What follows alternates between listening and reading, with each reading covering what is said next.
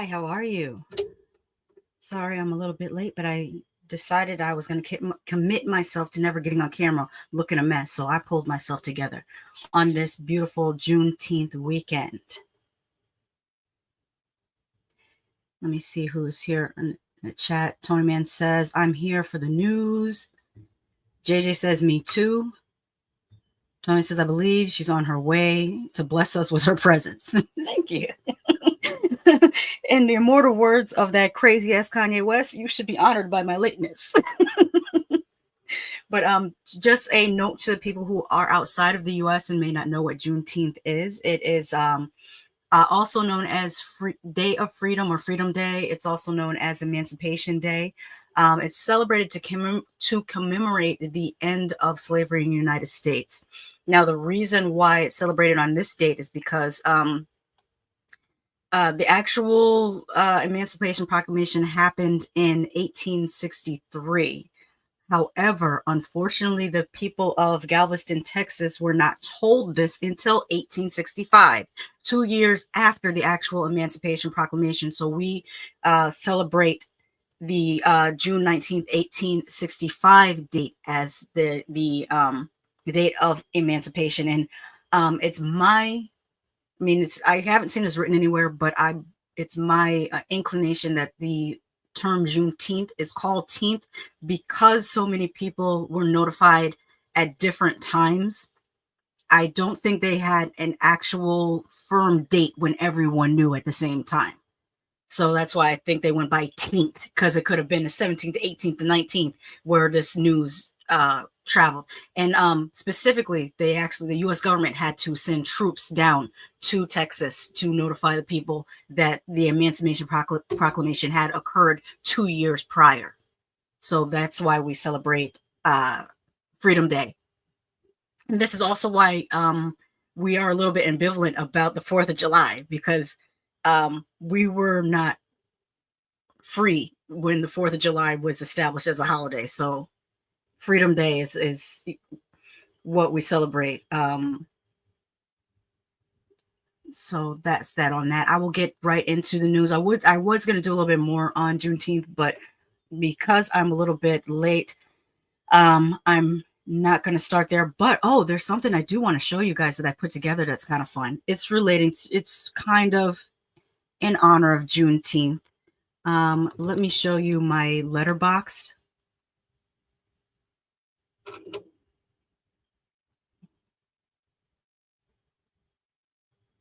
Here we go. Go to my list. And let's go ahead and present.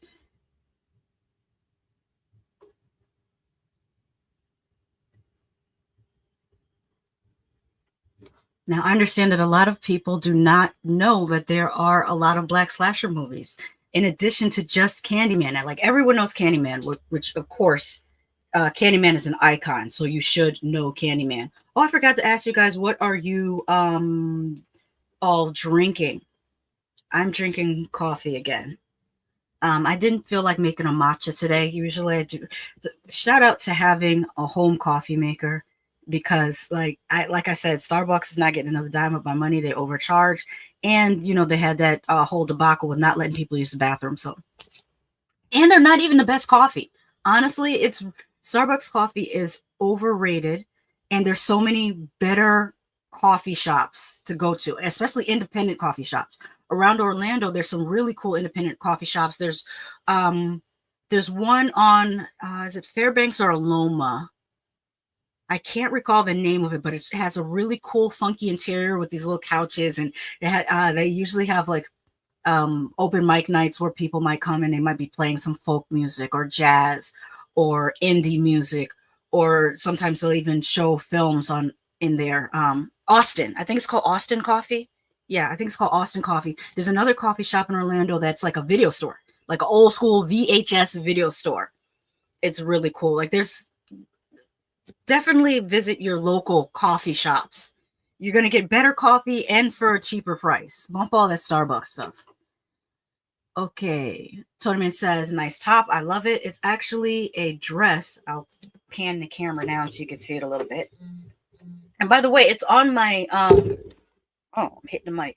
It's on my Shein shop, as well as my jewelry, my watch band, which I really love. If you look closely, it has like a, I'd almost say like a marble motif with rose gold, which I enjoy. I also got this bracelet. I know I'm really going off on a tangent, but this is really cool. It kind of has that Hermes look, and it has the closure in the back is really nice too. That's on my shop. Okay, so Mickey Latte's in the house. She says, "Hey y'all, hey." JJ says he is drinking his Budweiser. Tony Man says he's drinking Coke Zero in his house. Yes, he beat me to it. The Austin's coffee. Mickey Latte says pineapple flavored electrolytes. That is good. Make sure to hydrate. I've noticed a big difference in the days where I drink water and the days where I get busy and I forget to drink my water. Like my body actually feels run down. So you definitely need to hydrate. Tony Man says coffee's better here on the East Coast. Seattle coffee is overrated, in my honest opinion. Yeah, I when I think about it, when we were in Seattle, I can't think of the coffee really standing out to me. So I guess maybe it is overrated. But back to what I was saying about the black slasher movies. Um, Contrary to popular belief, Candyman was not the first. The first one I could kind of find, and I may be wrong, there's probably one earlier than this, but the one that I could find is Axum, which is really, really cool. It is actually it's on Internet Archive, and it's also uploaded to YouTube. Definitely check it out. What I like about Axum is that it's like a snapshot of history, specifically 1992. It's very, very 90s. Oh, excuse me. It's very, very 90s, and the students are coming from a historically black college. I forget which school it was, but it shows their life on campus at first, and it shows like a day party and some fraternity stepping, and like really is like a little bit of a I would say not a magnifying glass, like a highlight on the black college experience, which is amazing. I have to tell you, because I also went to an HBCU. I went to both an HBCU and I went to a PWI, and the experience at an HBCU is very like instrumental to my development. I would say that's the way I would say it. But yeah, those scenes were really great. And then of course they go off to a cabin in the woods, and they get kind of chased around and picked off one by one by a homicidal maniac. Great movie, in my opinion. A very indie student film project. Actually, I think it was a student film project that just happened to get distributed. I wish that it would be available on streaming so more people would know about it. Like Tubi, get on Tubi if you are ever watch this. Whoever is connected to Tubi, find the owner of Axum and get that movie up on Tubi so more people can watch it.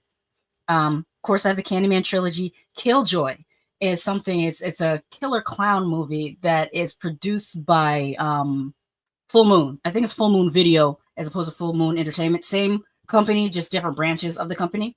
And I think Full Moon Video is dedicated to what they call urban horror, or just horror movies with black people in it. That's what I wish there was another way to say it, because not all black people are urban. There's suburban, there are rural black people, there's black farmers. So I think it's okay to just say black. Black horror movies. It's cool. Holla If I Kill You. That's another fun one that is on Tubi. I'm trying to think. I'm trying to remember because I watched it last year, but I can't remember the details. It's very kind of, you're I don't want to say by the numbers, but it is kind of a by the numbers slasher movie. But I remember it being very fun. I remember having fun watching it, but I cannot give you the details because like I said, I watched it over a year ago, and I'm sorry, I don't have the details on that. Hala is one that I recently found. I have not gotten a chance to watch it yet. It's also on Tubi. I made it on my Tubi watch list because when I was compiling this list, I found a few movies that I have not seen yet, and these are the ones that I have not seen yet. Hala, I haven't seen yet. Somebody Help Me, which has, I think, Marquise Houston and Omarion, if I'm not mistaken. It looks like Marquise Houston and Omarion. And Somebody Help Me, and of course there is a sequel, Somebody Help Me Too. Both Somebody Help Me and Somebody Help Me Too are Cabin in the Woods style slasher movies. I saw the trailers for them, but I have not seen them yet. Hala 2 is not available on Tubi. Apparently, Hala 2, where did I find it? Because I made a list so I can come back and find them again. Let me see. You know what? I should write an article on my website to let people know where to find these movies. There it is. There's my list. Where's Hala 2? Hala 2 is on an app called Distro TV, and it's also on Fandango for $2.99. So that's the only one that's not available of this series that's not available on Tubi. Next up, I just watched last night, Slasher. That was a lot of fun. It's very bad, like B-movie bad, and they do use some CGI for some of the kills, but it's just so funny and fun. Like the way they did it, you could tell the people were having fun making it. And also, they are the group of actors, and I'm assuming the director as well, are from Baltimore. So it's has a very mid-Atlantic feel. It's really, really cool. Let me see. Tony says Abby's not on the picture montage. Abby is not a slasher movie. Abby is a possession movie. So that will be on a separate list of black horror, but this is specifically slasher movies. Because remember, I said I'm doing my summer of slashers. Tony says Spotlight. I think the word you're looking for is Spotlight. Yes, the word I'm looking for is Spotlight about Axum. It does, or highlight. Spotlight or highlight. It highlights a little bit of the black college experience, and I think that's cool. Tonyman says, hey, Fo, electrolytes, are you sick or working out? Tonyman says, Hala 2 should be Hala back. That's funny. All right, what else is on here? Thriller. Thriller is a movie that I saw a while ago on Netflix, but apparently it's no longer on Netflix. They have moved Thriller to Fawsome and Amazon Prime. And Thriller is basically a loose remake of Prom Night. So if you've seen Prom Night with Jamie Lee Curtis, Thriller is like the same story. With a little bit of a difference in the ending, but it starts out pretty much the same. And they change it from Prom Night to a Homecoming. It takes place during Homecoming instead of Prom Night, but it's basically Prom Night. Of course, the new Candyman, which I liked. The thing that I don't like about the new Candyman is his coat. I know that's a really minor thing, but I don't like the new Candyman's coat. His coat is so iconic, and I feel like if you should have had an equally iconic coat, or otherwise don't change the coat. I just didn't like the coat. Where is that Candyman? Candyman 2021 is on Peacock and Prime. Bitch Ass. Yeah, that's the title, Bitch Ass. By the way, I got the opportunity to interview one of the actors from Bitch Ass, who's also a musician, and he has a YouTube channel. He goes by Afro, A-F-R-O. And I think his channel is Fro Reviews, F-R-O Reviews, but he's really, really cool. The Blackening, of course, which I'm sure you guys have all heard of. That one is now playing on Peacock and Prime. For Prime, they're charging $3.79 for it. You're Not Alone. If you can see the picture on it, stars, well, Michael Jai White. I'm not going to say it stars Michael Jai White. He's kind of a secondary character. He plays the father of the star, who also is a great final girl. I liked her a lot. It plays a lot like Scream. You're Not Alone is very much a black Scream, and I liked it. Tom Baker says he should have worn a tuxedo. Just kidding. Okay. Rock the Boat. That one was a lot of fun. It starts out feeling like it's going to be a mystery thriller, but then it turns into a slasher movie. And it stars basically a who's who of black Nepo babies. If you look at the cast list, almost everybody in the cast list has a parent that is in the music or acting industry, like in the entertainment industry, period. Oh, you know what? I misspoke. I said that I watched Slasher last night. I did not watch Slasher last night. I watched Black Slasher last night. I'm sorry. I got the names confused. Black Slasher is the one that has the people from Baltimore, Maryland in it. And they mention it a lot. And you can also see it or hear it in their speech, because they'll be like, chew, do, you know, that mid-Atlantic Baltimore accent that's really, really cute. But yeah, Black Slasher was a lot of fun. It's very low budget, but I like the way they did it. And the night scenes that they shot in the forest were done really, really well. I gotta give him credit for that. Guess Who is about this girl that she goes home with her fiance for I think it's I want to say it was Thanksgiving weekend. I want to say it's Thanksgiving weekend, but then they do like this ritual where everyone walks around in masks and they knock on people's doors and you have to like let them in. I forgot what it's called. Let me tell you what it's called because I looked it up when I watched the movie and it's a real ritual. I'm going to write ritual they did in Guess Who movie. Okay, it's looking it up. Mummering. It's called mummering. Okay, so it wasn't Thanksgiving, it was Christmas. It says mummering is a centuries-old Christmas tradition where people disguise their identities, often with brightly colored costumes including doilies and masks. They visit neighbors and tell riddles. The host then attempts to guess the identity of the mummer. In the film, the killer takes advantage of this tradition to hide their identity and commit acts of violence. Some sources also mention that mummers traditionally try to scare people and pull pranks. While the film takes place in a fictional unnamed American town and incorporates elements of mummering, it has been noted that the specific customs depicted, including the use of doilies and false faces, are specific to the Newfoundland and Labrador, Canada. So mummering is more of a Canadian thing. Although I have heard that there's places in Pennsylvania where they do it as well.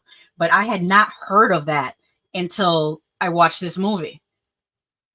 Tonyman says Mummers Parade is huge in Philadelphia. Yeah, I really didn't know about it until watching this movie. And that's called Guess Who. Also, beautiful final girl. I really liked her a lot. And of course, Rock the Boat has a sequel called Rock the Boat 2. I think it's I liked Rock the Boat 1 a little bit better than Rock the Boat 2. But Rock the Boat 2 does move things to a cabin. Well, it's supposed to be a cabin in the woods, but it's a really luxurious cabin in the woods. And then just recently I watched The Killing Cove, which was okay. The best thing about The Killing Cove, the kills in this are very creative. Like I was not expecting the killer to do what they did in this movie. The Killing Cove takes place on a college campus that it's a coastal college. I don't think they ever say where they're at. Maybe if you're from that area, you'd probably recognize it. But you know what? Let me look on IMDb and see where it was filmed. But the college campus is supposed to be near either a bay or some body of water, a cove, I'm guessing. So let me see. The Killing Cove. Where was that? Because it kind of looked like California, but then the way they were describing the landscape felt more like an East Coast thing. So let's see. Killing Cove. Where were you shot at? But it does take place on a college campus, and somebody's picking off the students one by one. Okay, let's see here. English production companies. It says country of origin, but it does not say the shooting location. So I don't know where they shot this. I mean, a lot of times they do a combination where they'll do like interiors in California, and then they'll do like the on location stuff in like Atlanta.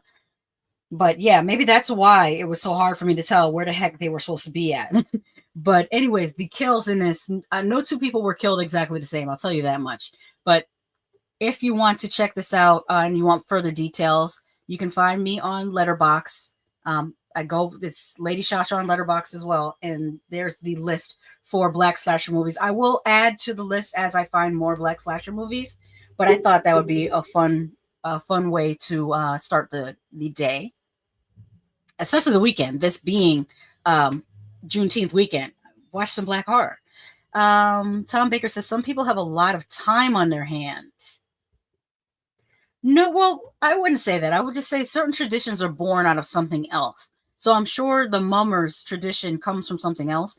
And the way that it sounds to me, it actually sounds like something that goes back to some place in Europe, that the people that have immigrated from Europe to the United States and Canada took with them. Because, the people in the U.S. who refer to themselves, I keep hitting this microphone. The people in the U.S. who refer to themselves as white are Europeans. They're Europeans that have come to the United States and stayed here for generations. So some of the things that they've brought to the US and to Canada come from Europe. I don't know the origin of mummery, but I'm sure it comes from, you know what? Let's Google it. I want to know where it comes from. Where in Europe does mummery come from?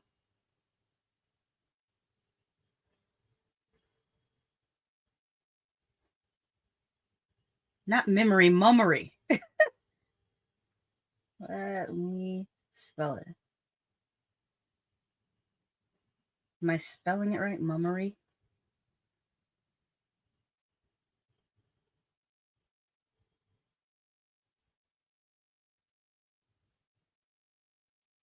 Is it two M's?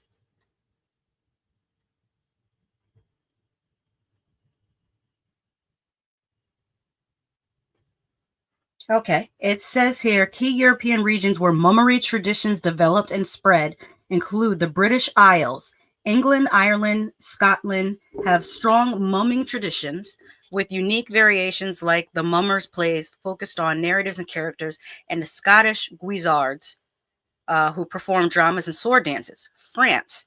The old French word mummer, meaning to act in a mime, is believed to be the root of the English word mummer, indicating the existence of mumming practices in medieval France. Mummery was a popular amusement between the 13th and 16th centuries in France, later incorporated into Italian carnival masquerading. Germany. The German word mummery was used to describe customs involving exchanging clothes and visiting neighbors, particularly during Christmas celebrations. The word Mummenschanz, originally referring to a game of dice, also became associated with costume and masquerade, further highlighting the presence of mumming traditions in Germany. And then finally, Italy. Italian carnival traditions, like the Florentine Carnival, absorbed aspects of mumming and masquerading in the 16th century. The Roman holiday of Saturnalia, featuring masquerading and feasting, is also considered a precursor to mumming, suggesting early roots in Italy. So, that's why we have mummers in the United States. Okay. Tom Baker says, strange. Tony Man says, I'm guessing Ding Dong Ditch isn't big overseas. You ring the doorbell and run away. It was a rite of passage when I was a child. Phil Mickey Life says, I was out walking in the heat. That's what I kind of need to do. I keep saying I need to do that, but then I don't do that because it's really hot in Florida. The British are indeed a bit mad, Tom Baker says. Fomicky Latte says, I would, oh yeah, I read that one. Tom Baker says, those silly Welsh dancers are also weird. And he says, sorry, Welsh. I don't know which dancers you mean, but JJ says, Ding Dong Ditch wouldn't work today. Everyone has doorbell cams. Yes, this is true. This is true. You're going to get caught on a doorbell cam. All right, let's get into it. Let's see what I have for a first story here.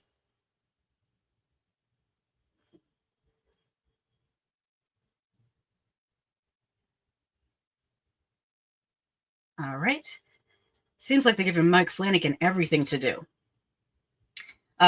This is coming courtesy of Bloody Disgusting from Megan Navarro. Mike Flanagan gives promising update on the Dark Tower series adaptation. A long tail like a tall tower must be built a stone at a time. Let me say it again, because I feel like I put the inflection on the wrong syllables.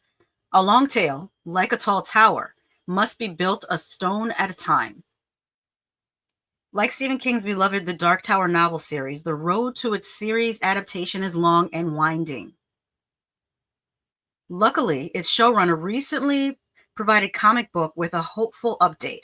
With The Life of Chuck releasing this week, a new Exorcist movie on the way, and casting announced on his upcoming Carrie series, it's safe to say that filmmaker and showrunner Mike Flanagan is keeping very busy. Like I just said, I feel like they're giving him all the work. Like, let other people get on. Like, Mike is great. We love Mike Flanagan, but let other people get on.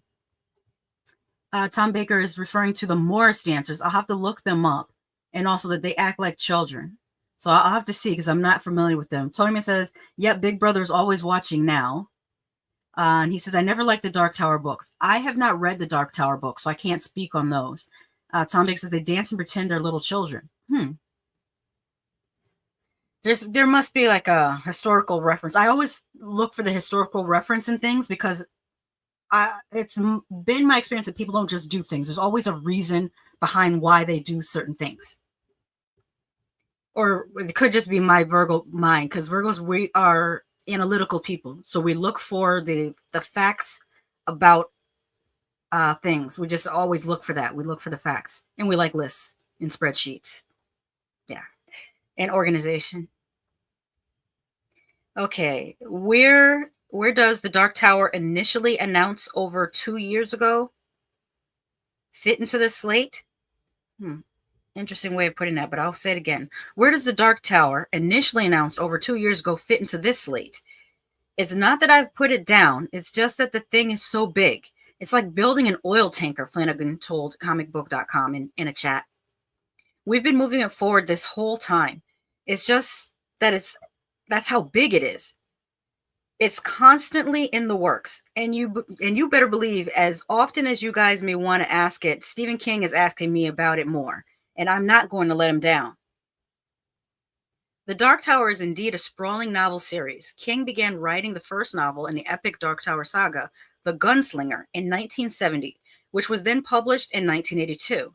The Gunslinger then led to 7 more novels, a novella, and a children's book.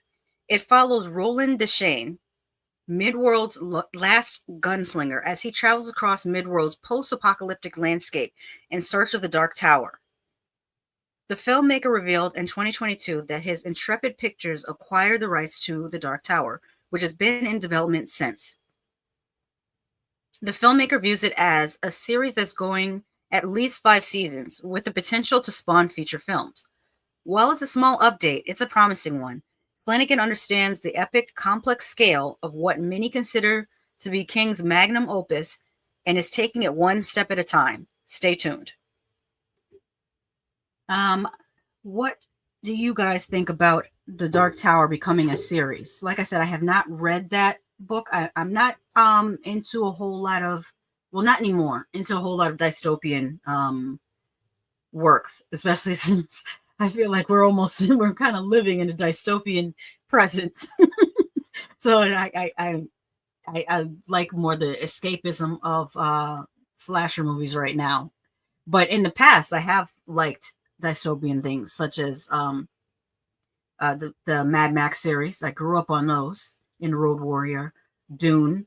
Although Dune, I don't know whether you would consider that dystopian or not. I think it kind of is. So another one. I think it's the Class of 1984. that's kind of dystopian.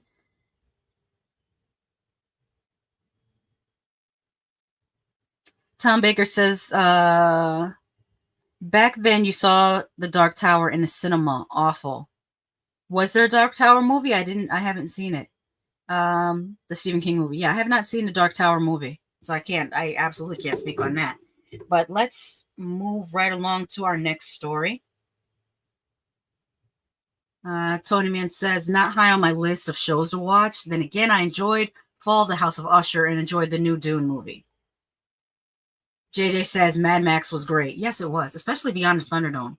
I think of the Mad Max movies, I think my 2 favorites would be Beyond the Thunderdome and Fury Road. Those are my 2 favorites. Although, to be fair, I have not watched The Road Warrior since I was a kid. So I'd have to go back and watch it with my adult mind and see if I like it more now. Kal-El says, looking so radiant today. What are we talking about? Hey, Kal-El, thank you for that. Thanks. We just finished talking about the Mike Flanagan TV series, The Dark Tower, that is in development. Kal-El, you've never seen a Mad Max film? You got to check them out. You have to check them out. They're pretty great. Shot in Australia. The only criticism that I have of the Mad Max series is that it's Frank Miller that does them. You shot all these movies in Australia, and I didn't see a single Aboriginal person in them until Furiosa. Like, dude, you had to go out of your way to avoid our brothers and sisters down there in the down under. Like I didn't like that. I don't like that at all. I want to see more Aboriginal people in Australian cinema. Because if anybody's going to survive post-apocalyptic, it's going to be that. Do you know how old those people are? They're like hundreds of thousands of years old, and you think they wouldn't make it to the future? Come on. Okay. Now where was I? Tom Baker says, "Sorry, Lady Shasha, that awful autocorrect is bad. It's so tiring." That's okay. Kala says, "Oh, they're finally doing it a series. I remember they changed the Idris Elba one from series to movie, which wasn't that bad as a film. I hadn't seen the Dark Tower film." Fomiki Latte says, "I wondered, is it going to be as coked out as the King adaptation sometimes?" Hey, King made one of his best movies strung out on cocaine, and that's Maximum Overdrive. People put that movie down, but I really like it.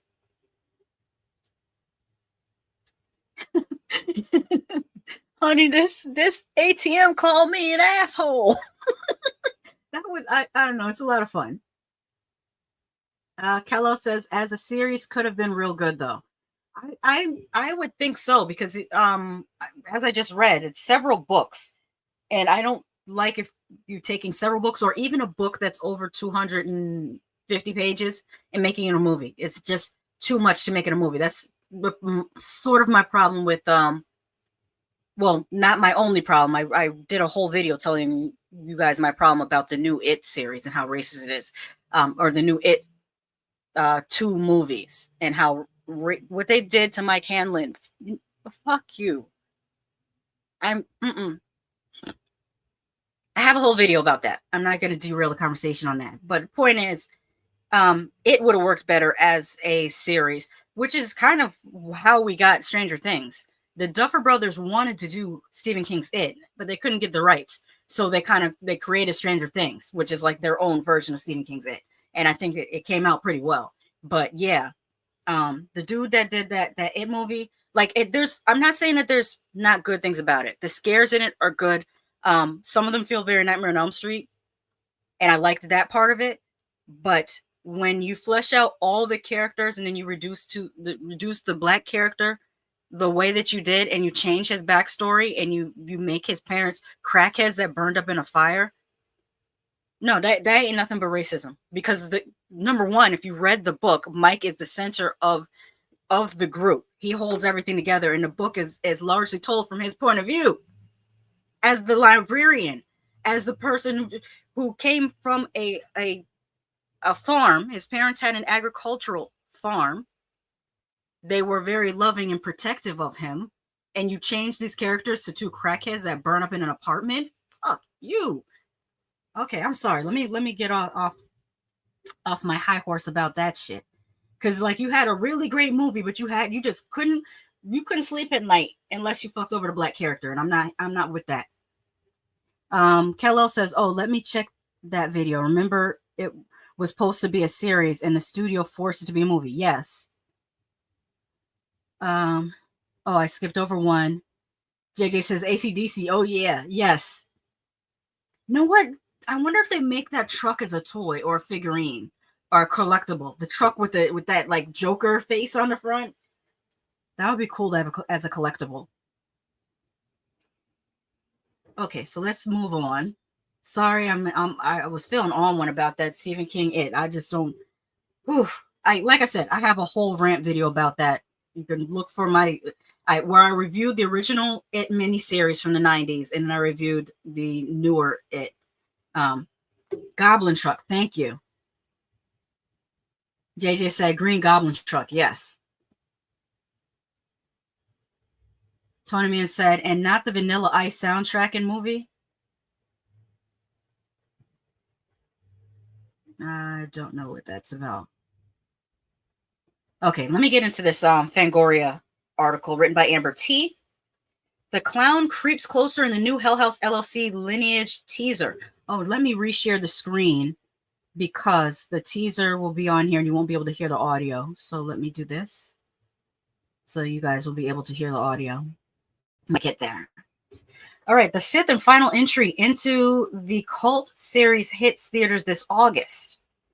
Stephen Cognetti's Hell House franchise hits theaters for the first time this summer, with Terror Films releasing and Iconic Events Today releasing another creepy new teaser for the fifth and final entry in the series' Hell House LLC lineage.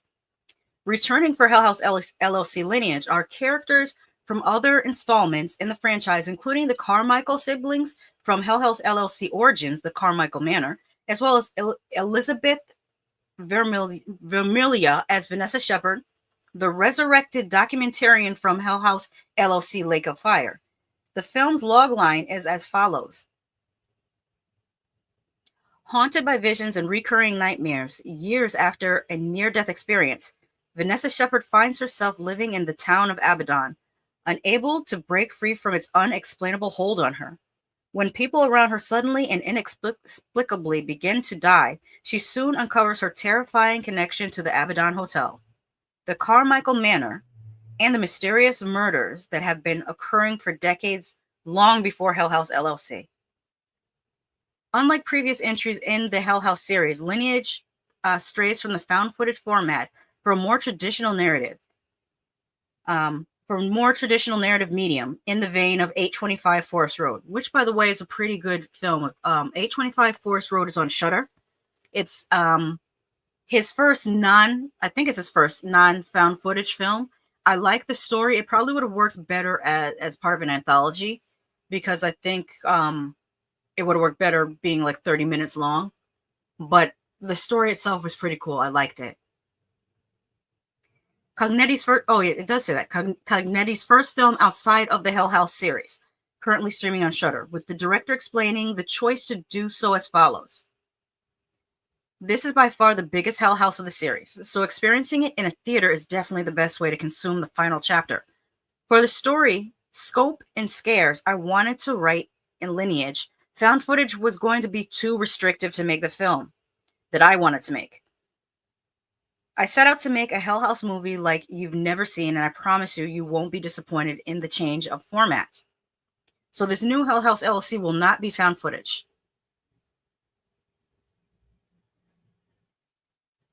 Kyle L. said Dr. Sleep made up for it. Well, keep in mind, Dr. Sleep was done by Mike Flanagan, and Mike Flanagan, from what I've seen, is not a racist person. But that director of the damn It, he has an issue with black people. You can't tell me otherwise.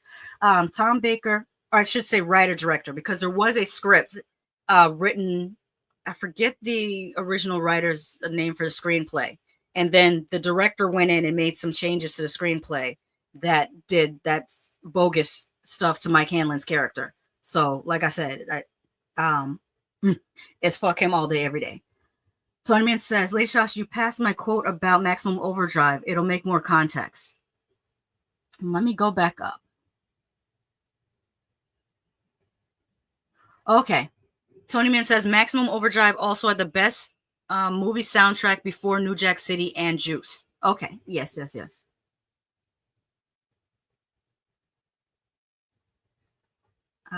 Kal-El says, heard these films were so good, haven't seen them either. I'm more of a physical media guy, so that's mainly why if it's not physical, 85% of the times I skip.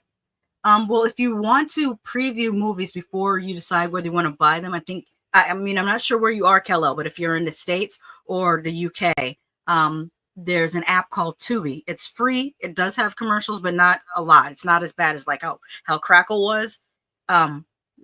Usually if you watch a movie, they'll play like maybe 3 commercial breaks. So like if it's a 90-minute movie, 30 minutes commercial break, 30 minutes commercial break, and then maybe a shorter one before the end of the movie. But the Hell House movies, when I last checked, were on Tubi, but I could be mistaken. They might have moved to Shudder, but I would definitely check them out. I think they're worth a watch. Calla says, always can't stand found footage. Expect searching if you count that. Very creative. Searching, I think it's a subgenre of found footage. I think they call it screen something. But I enjoy those two. I liked Searching. I liked Host, which was similar format to Searching, where it's just a computer screen. I'm one of the few people that liked Unfriended. I think a lot of people bashed Unfriended, but I enjoyed it. But the thing about those movies, I don't think they translate so great onto your TV screen. I think they're better on your laptop. I watched Unfriended in bed on my laptop. I watched Lake Mungo on my laptop at 2 o'clock in the morning, and it's excessively creepy to watch it that way. When you jump into your TV set or you watch it via streaming on your TV set, I don't think it has the same effect. Tony says Blair Witch 2 did as well, and it was, I don't know, Ho 5? I think there's a typo. Oh, horrible. There we go. Blair Witch 2 did it as well, and it was horrible. I don't remember Blair Witch 2. I remember watching it when it first came out, but I have not rewatched it, so I really don't remember what happened in it. I do remember that there was a change in format, though. JJ says, I like the 3 Hell House movies. Haven't seen the 4th one yet. Kello says, damn shame, because I thought the style of shooting on Chapter 1 would be great for an Elm Street film. That's what I was thinking. This director, visually, he's good with horror. He's very good with horror. But he's got to get over his problem with black people, because I can't support you. I can't support you if you don't support me. I cannot. No, I don't like what you did to Mike Hanlon's character. That sucks, especially when you have a character like Mike Hanlon who, when you read about him in the book, he's this little black boy who goes to private school and he plays the trumpet, and he reads a lot. They basically, if you've never read the books, they basically gave almost all the characteristics that Mike had to Ben, and that is messed up because there's a lot of little black kids that, like myself, that grew up in small towns, going to the library. We identified with Mike Hanlon's character because he was like that. He grew up in a small town. He rides his bike to the library. He goes to private school. He plays an instrument in the band. Like he's an all-American little kid. And there's a lot of us that identified with him. So to change his character to being abused by this grandfather, having crackhead, you changed him into a stereotype. And that's what I hate. I hate that. But as far as the scares in those It movies, the newer It movies, they were very well done. The effects, very, very well done. That's why I hate to not recommend it, because it's hard to get horror movies nowadays that have really good scares. And I thought that the two new It movies had great, and the actors, they had the best actors. And you curried bad will with me when you did what you did to Mike Hanlon. That's my whole thing. Kal-El is quoting New Jack City. Am I my brother's keeper? Those are airplane movies, LOL.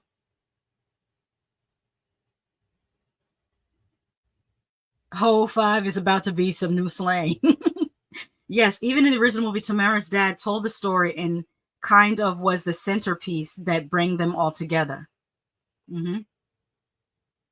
Also, none of the It projects, not the one from the 90s and not the new one, ever includes the part of the book that talks about the black spot, which is kind of like a juke joint that would put you in the frame of mind of sinners. It takes place in the late 30s, early 40s. There's a section of the It book where Stephen King writes about Mike Hanlon's grandfather and what happened at the black spot. And when I saw the trailer and saw that the hands coming out of the door, and you could see the smoke coming out of the door, I thought that was going to be about the black spot, because that's where the people burned up in the fire.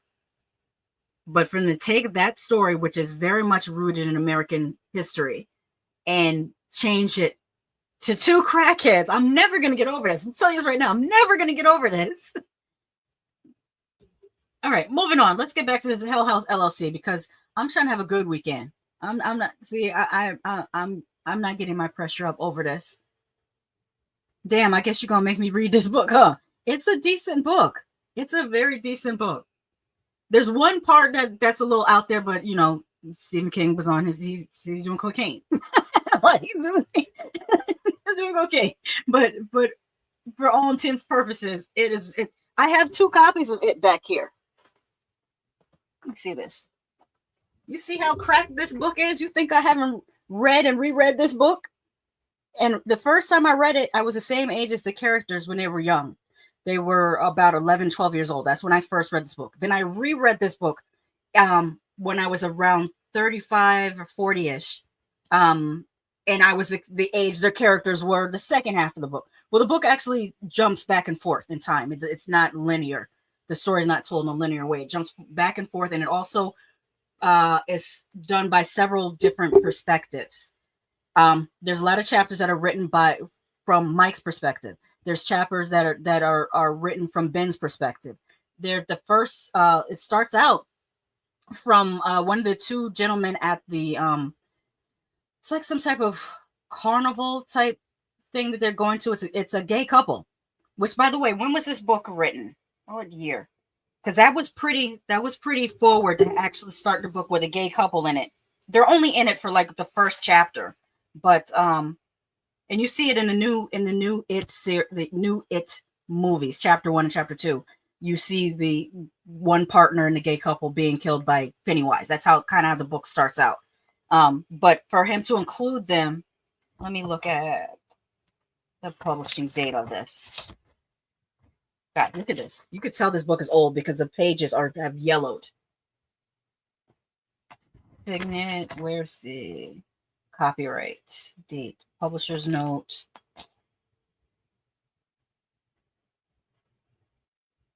Penguin, 1986. Copyright 1986. Cover art 1990. But yeah, in 1986 to include a gay couple in a book and not in a negative way, other than the fact that one of them was victims of Pennywise, is pretty forward thinking.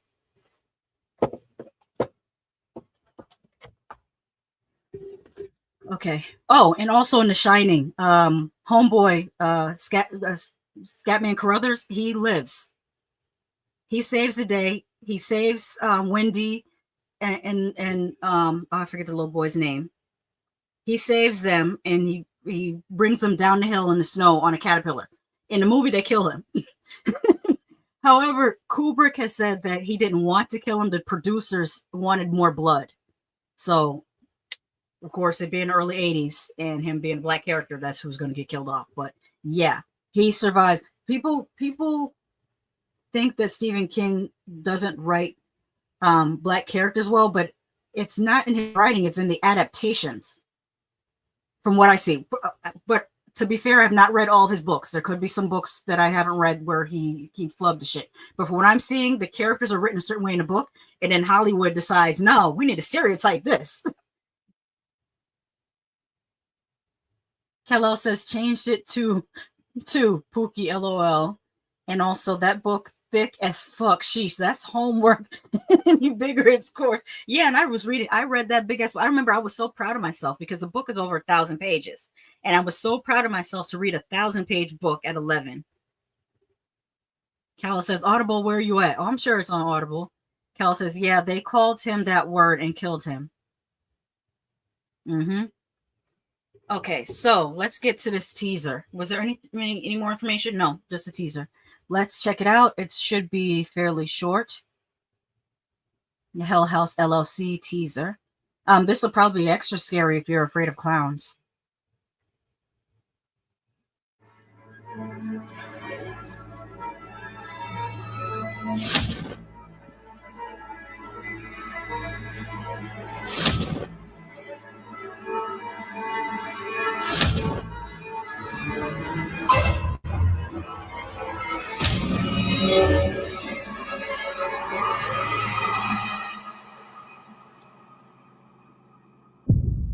All right, I'm gonna play it again. You guys tell me what you think. I like that they didn't show too much, but they still show the person with the camera. So it's acknowledging that it's found footage history. I like that.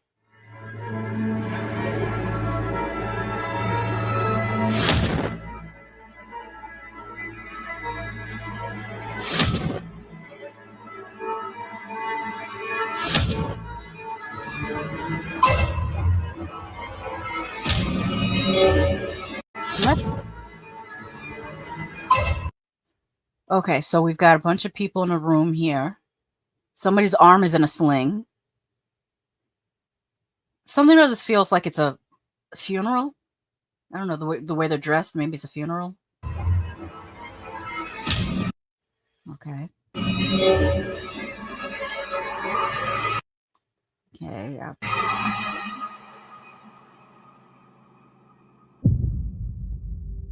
August 20th.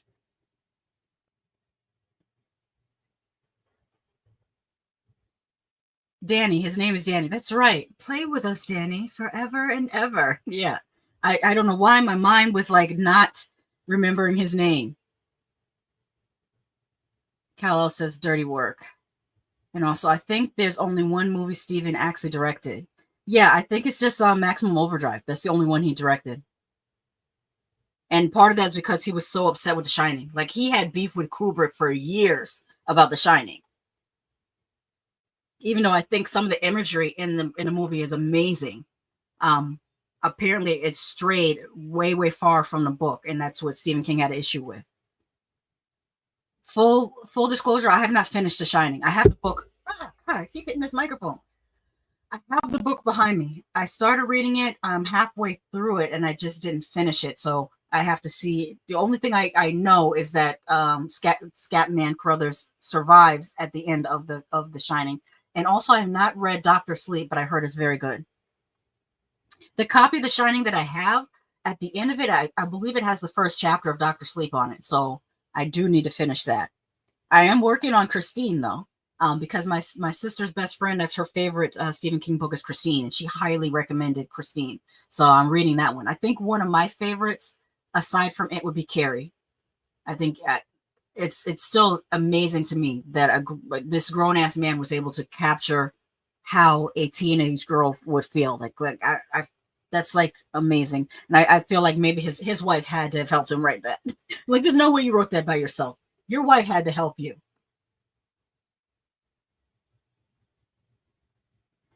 Cal says, "Oh, LOL, yes, Krusty the Clown is very terrifying." And also, honestly, did they go the clown route because of Art the Clown's hold on horror right now? Well, no, Cal, they've always had the clowns. And Hell House LLC, the original one, they had the clowns. When did that one come out? Hell House LLC, first movie year release. Okay, Hell House LLC came out in 2015. All Hallows Eve release date. No, not the boutique. All Hallows Eve anthology release date. 2013. Because Art the Clown first appeared in one of the shorts that was in All Hallows Eve. So that came out in 2013, and then Hell House LLC came out in 2015. I think they're both informed by, if you guys remember, those viral videos where people said they were seeing clowns in the forest, clowns on the side of the road. I don't know what that was about. I'm guessing it was probably advertising for something. But there was a lot of, around that era, people being creeped out by clowns. Kella says, can't accuse them of showing too much. Yep. JJ says, Dr. Sleep, the movie is great in my opinion. I agree. It's very great. And I liked the young lady that was in it. She also was in Fall of the House of Usher, which both were done by Mike Flanagan. I am very impressed with Mike Flanagan's work. I wish they would have given Mike Flanagan it to do. I think he would have done a great job with it.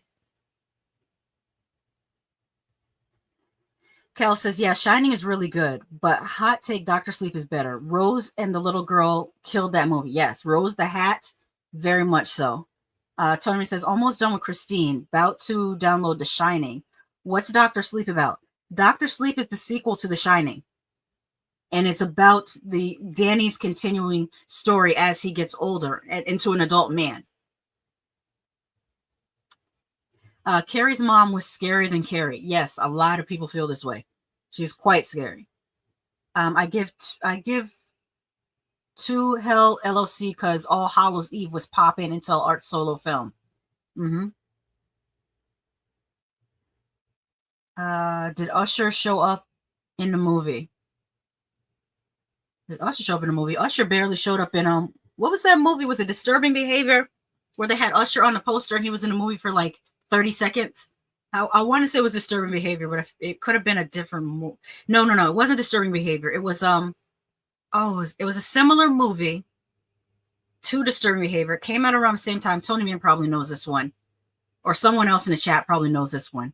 It's a 90s movie where the teachers were kind of body snatched by aliens. Oh, Kal-El meant House of Usher. I was joking. Thank you. The Faculty. That's the one. I always confuse The Faculty with Disturbing Behavior because they had similar premises of the teachers acting like they've been body snatched. But yeah, The Faculty, they had Usher on all the posters, and a lot of us went to go see it because, oh, Usher's going to be in a movie, and he was in it for like 30 seconds. That old bait and switch. Okay, what we have next? We got another trailer to look at. Or teaser, not trailer, my bad. So let me stop the screen here. And let's check out this next thing here.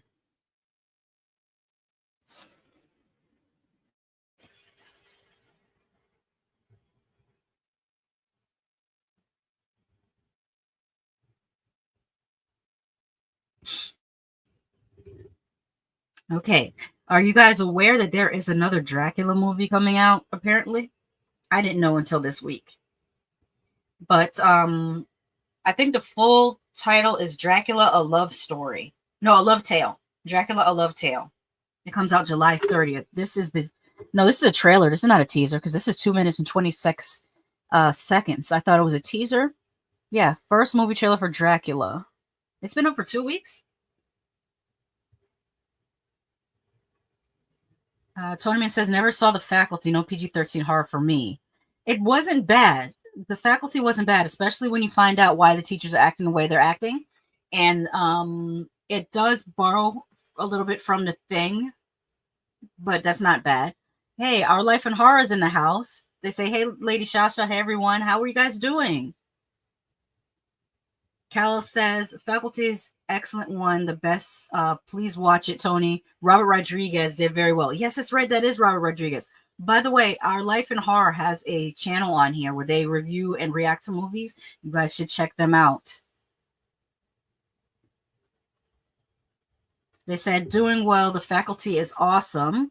And JJ says, The Faculty was really good. Had a great cast. I agree. It's better. Like, you can't always just say, oh, it's PG-13, it's going to be bad. Because keep in mind, Insidious was PG-13. And I freaking love Insidious. I think Sinister was PG-13 also, if I'm not mistaken. And that was creepy as heck. So it can be done. All right, let's get into this new Dracula. No problem, Our Life in Horror. Let's see.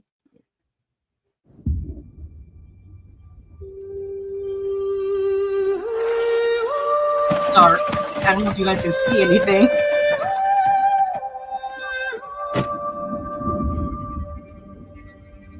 All right, so that's, I'm assuming this is supposed to be Jonathan Harker. We're starting, I don't know how many times they're going to tell the same story. You better put something different on it. It's the same thing over and over again. Jonathan Harker pulls up to Dracula's castle, and okay, let's see.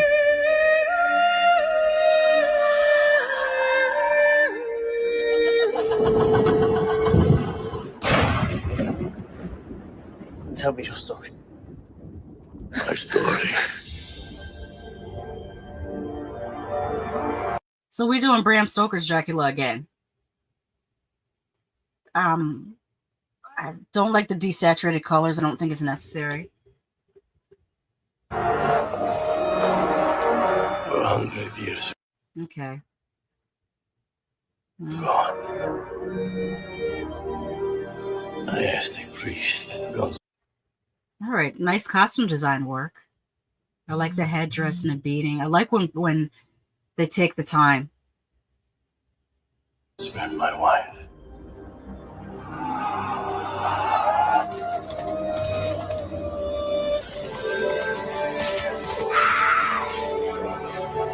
Did not.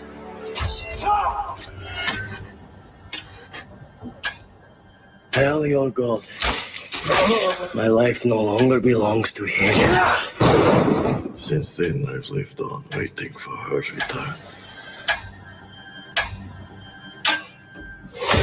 This wig. Hold on. Let's go back.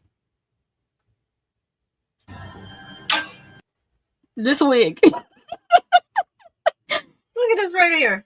Come on. Do better. Do better. Oh, I like Luc Besson.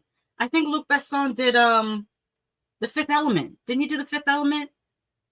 Which I love. So let's see. My master. He's been looking for his beloved for more than. Okay, now the movie is looking better. So they desaturated the color to denote, the passage of time, the two different time periods. So now this time period is slightly more vibrant, still not super saturated colors, but I can see what they did there. Let me see what you guys are saying. Kal-El says The Sixth Sense PG-13 as well. Yes, very much so. The Incident at Battle Scars Road says, hello, everyone. Hi, Incident at Battle Scar Road. Welcome to the stream. Kal-El says, give me Dracula 2000 again. Bad movie, but intriguing. Maybe best premise and end with and story with bad execution. Mm-hmm. Our Life in Horror is laughing with me. Kal-El says, leave that wig alone. I can't help it. Ever since The Lord of the Rings, I've been really tuning into these Hollywood wigs, the lace fronts and the faux laces. Ever since Legolas's wig. Legolas, his wig was almost iconic. I say almost iconic. I think the most iconic one is probably Daenerys Targaryen's wig. That was a good one. I enjoyed seeing that wig. Toadman says, if this is another story about Dracula risking like life for some poontang, count me out. Kal-El. Well, yeah, that's basically his story. Even Nosferatu burnt up in the sun because he couldn't get out there. He could not get out that coochie. All right, so let's continue this. 400 years. He comes to find his princess.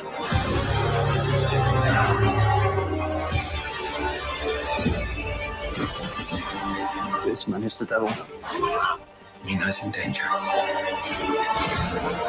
Repent for your salvation. Whoa, did you see that hair? Okay, I'm with that here. Look at that. For your salvation. Dracula gonna get his hair. He gonna get his hair done. That's what we learned from the Bram Stoker's Dracula with Keanu Reeves. That Dracula gonna get his hair done. I don't know if this is. I need to read the book. I do have the Bram Stoker's Dracula book back there. I also have Mary Shelley's Frankenstein. I need to sit down and read them, and see what the description of Dracula is in the book, so I know why he has these dues. Because there's a lot going on. He has his hair. It's like a bouffant on the top. Then he's got like a rose-looking bun here, and he got a 2-strand twist. Like this is a lot, Dracula. Kal-El says, bruh, get out that cooch. That was wild. Kal-El says, and his nails did. Yes. His nails in hair done. She is my salvation.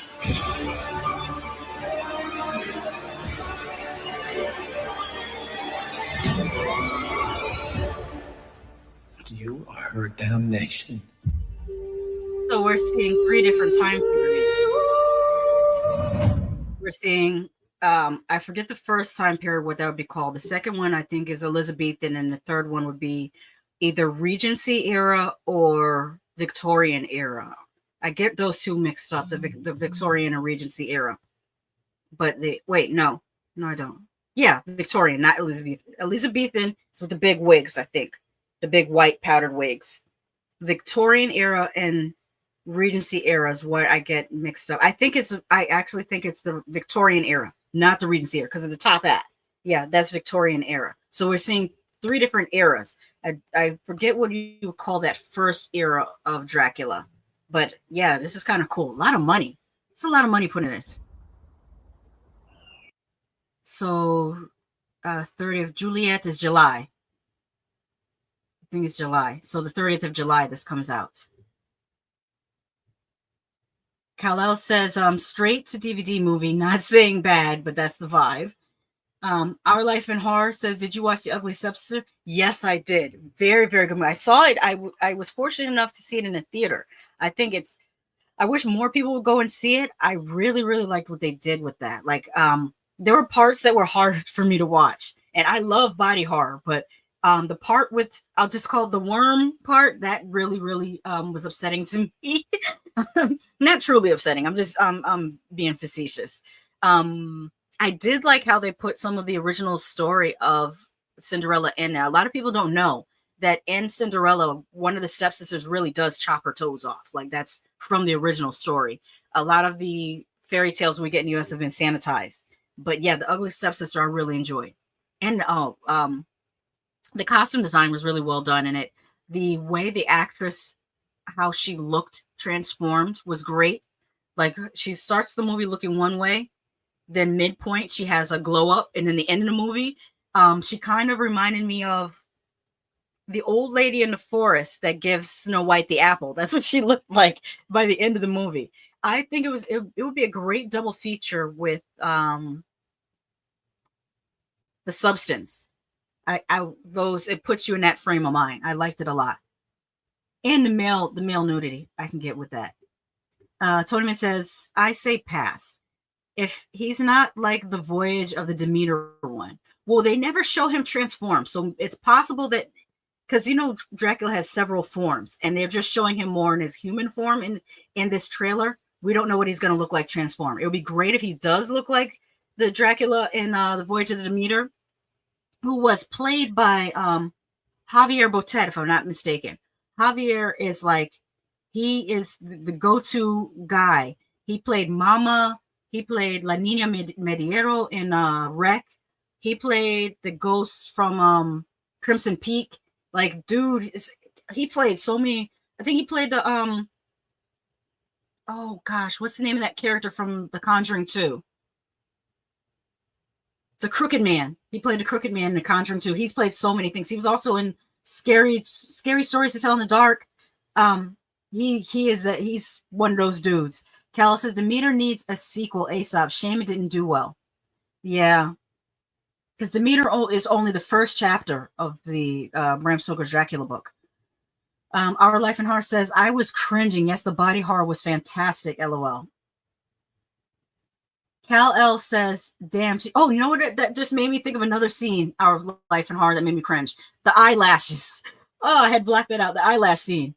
Cal L says, damn, she chopped the piggies. I never knew that. Yeah, if you read the original short story or fairy tale of Cinderella, it's got some of those body horror things happening in it. Tony says, I can confirm her uncomfortableness. She was squirming while I was enjoying. Mm-hmm. Our Life says 100% with the beauty standards. Yes. Tony says, wait, that didn't come out right. The Incident at Battle Scars Road says, I love Demeter so damn good. Mm-hmm. I would like to see it in 4K. That's one of those movies I'd love to rewatch in 4K. Let me see what we have next up here. All right, now we're getting into some release dates.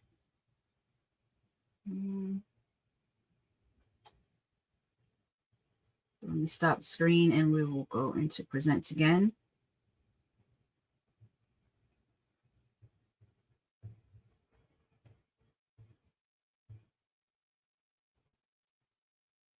All right, so Crystal Lake, which, you guys know, if you've been listening to me, I'm not super positive about, because I don't know how they're going to tell this story, but I'm still trying to keep an open mind.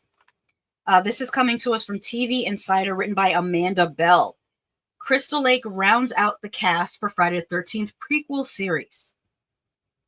It's been almost 3 years since Peacock first announced its Friday the 13th prequel series, Crystal Lake, was in the works. After a couple of key setbacks, it looks like the series is finally making progress. Showrunner Brad Kane teased a big announcement ahead to coincide with Friday the 13th in June 2025. So what do we know about the series so far? Here's a look at all the details. When will Crystal Lake premiere? A premiere date for Crystal Lake has yet to be announced by Peacock. As of June 2025, the series still appears to be in pre-production, based on a set construction image shared by Kane. What is Crystal Lake about? You know what? Let me see if I can pull up that. Is this clickable? There we go.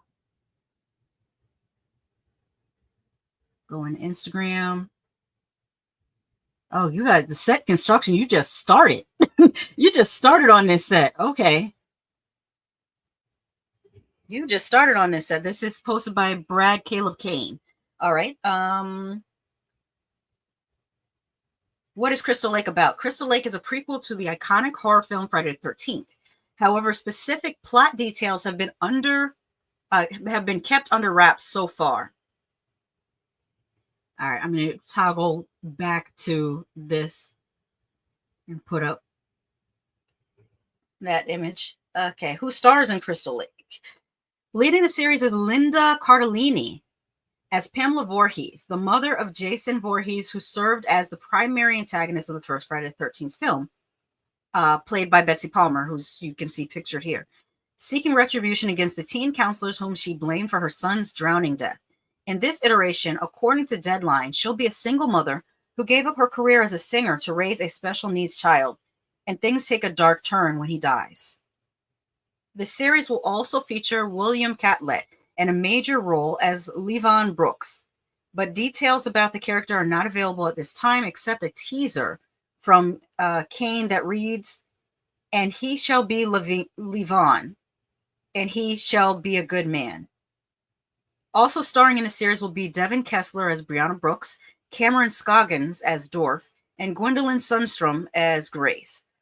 Of the latest news, Kane wrote, "More Crystal Lake casting, including a legacy character from the original movie, one of many. And we're close to rolling cameras, so I'll be posting more and more exciting updates every week. Endless surprises to come, so watch this space." What I do is toggle back in case anyone wants to follow him on Instagram, so you can have the name there. That's Brad Caleb Kane, who is the showrunner for Crystal Lake. What else is there to know about Crystal Lake? When the series was first announced in 2022, it was supposed to be a collaboration between A24 and Brian Fuller, with Victor Miller writing. In 2023, Adrienne King, who portrayed Alice Hardy in the first two films, was cast in the prequel series, and Kevin Williamson was expected to contribute writing for one episode of the season. However, Fuller was dropped from the series in 2024, and Kane later took over. Kane announced in December 2024 that things were getting into motion with the series. Writing on Instagram, "Happy Friday the 13th to those who celebrate. Wish I could have had more substantial update, but mum's the word. Suffice it to say, the story's been broken. Scripts have been and are being written, and the goal is to give the fans, including myself, a tense, scary, bloody, and satisfying ride that's well worth the wait. More news to come in the new year, unless, we're all doomed." Let me see what's going on in the chat.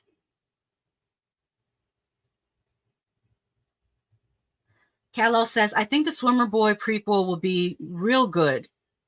They'll be free to have personality and play with Pamela, but then again, always thought the first Friday was meh as F." I don't think it's meh, but I don't, of the Friday the 13th series, I think my favorites are 3, 4, and 5. I know it's controversial to say 5 because if you know, you know, but I still enjoy 5. I thought you meant Kane Hodder, haha. Who's a cool person if you've ever met him. He's really, really nice. JJ says, "Crazy Ralph better be in it." They should show how Ralph went crazy. Sandy Absolute is waving. She says, "Hi, how are you, Sandy? I hope you're enjoying the weekend. Soon to come." How much time we got left? If you're on the East Coast and you work 9 to 5, you only got 20 more minutes before you can get into Juneteenth weekend. Kal-El says, "Linda, I hear is good, but I would have went with Vera Farmiga for Pamela role. If you've seen Bates Motel, you know she's a beast." I have not seen Bates Motel, but I heard it's pretty good. Sandy says, "What up, guys?" to the chat. Tony says, don't forget to find that Friday the 13th gameplay. There's one that's 9 minutes long.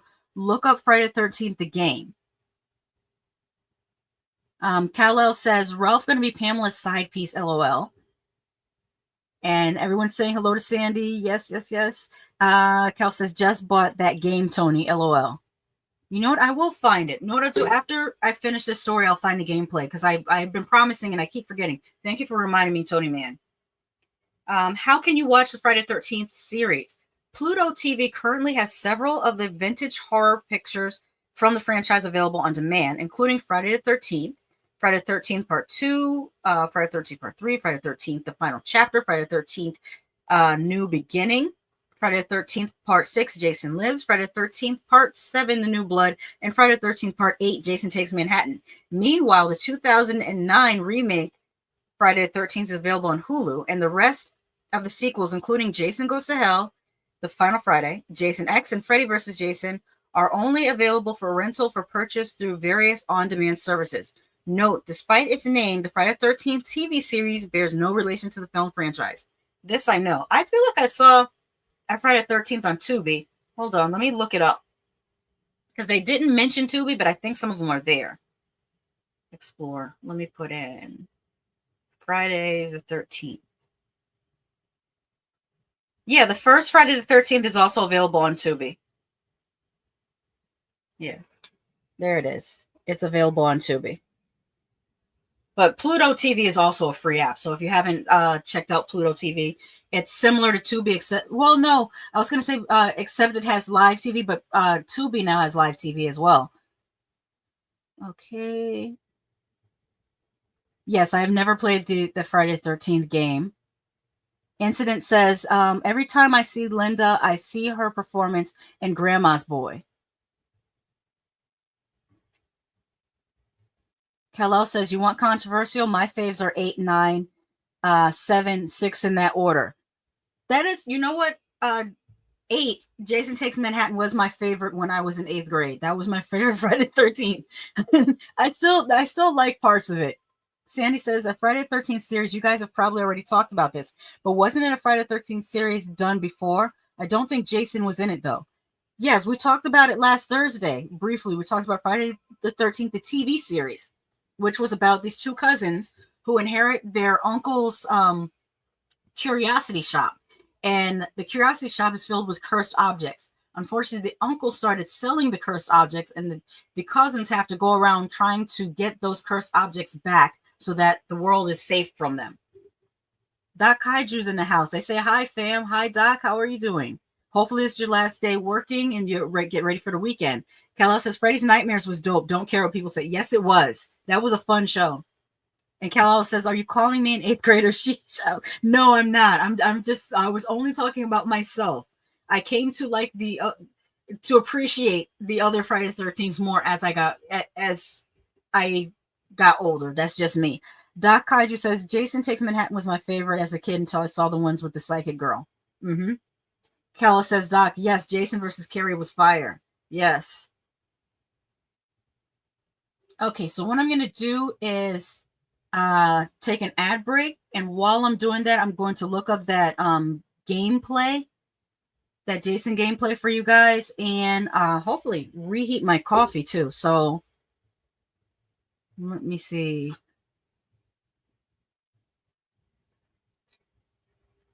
Now that'll be the intro. Yeah, I better just do the ad break. All right, I'll be right back.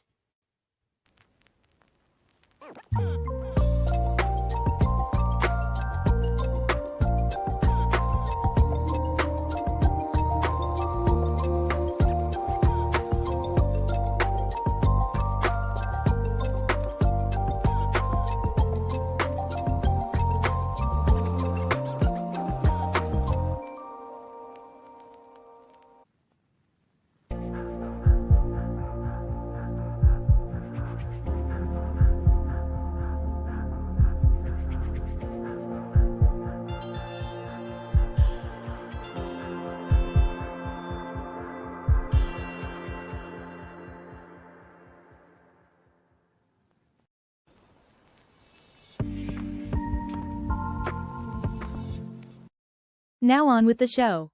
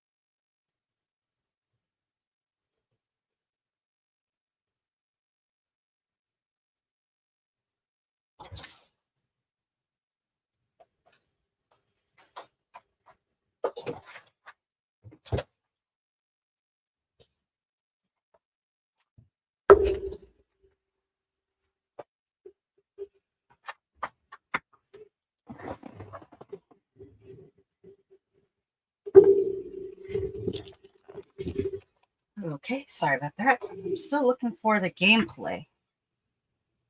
I thought wait, is this it? Yes, okay. Give me let me share this.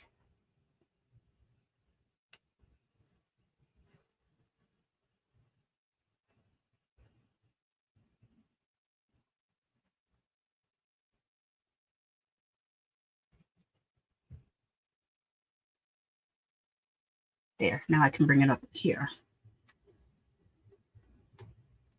Let me close this, reload here.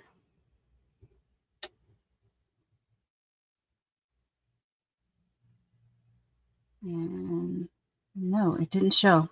All right, let me try this. Let's reload again. It's okay, I reloaded.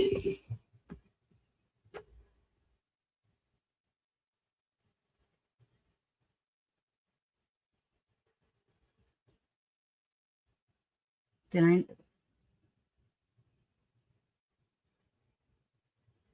don't know why it's not popping up. I saved something to my Google Notes and I'm trying to bring it back up on the computer and it's taking forever to update. I don't know why it's not updating.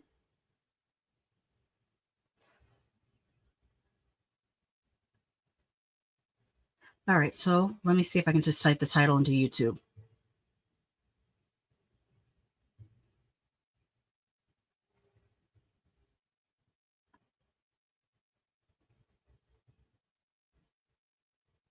Let's do this. Let's open a tab.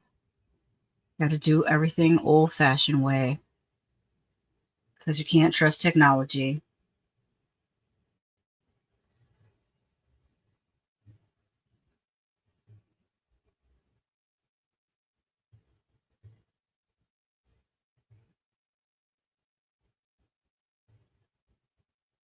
Okay, so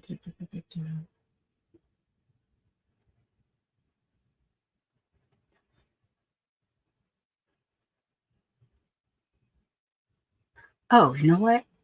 Since I opened it on my phone, it might be in my history. Ah, yeah, let me check my history.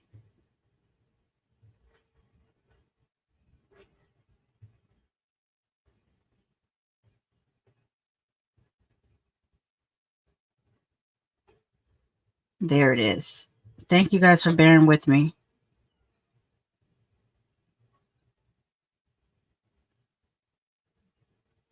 And it's loading. Let me pause that right quick. Okay. Finally got back business. All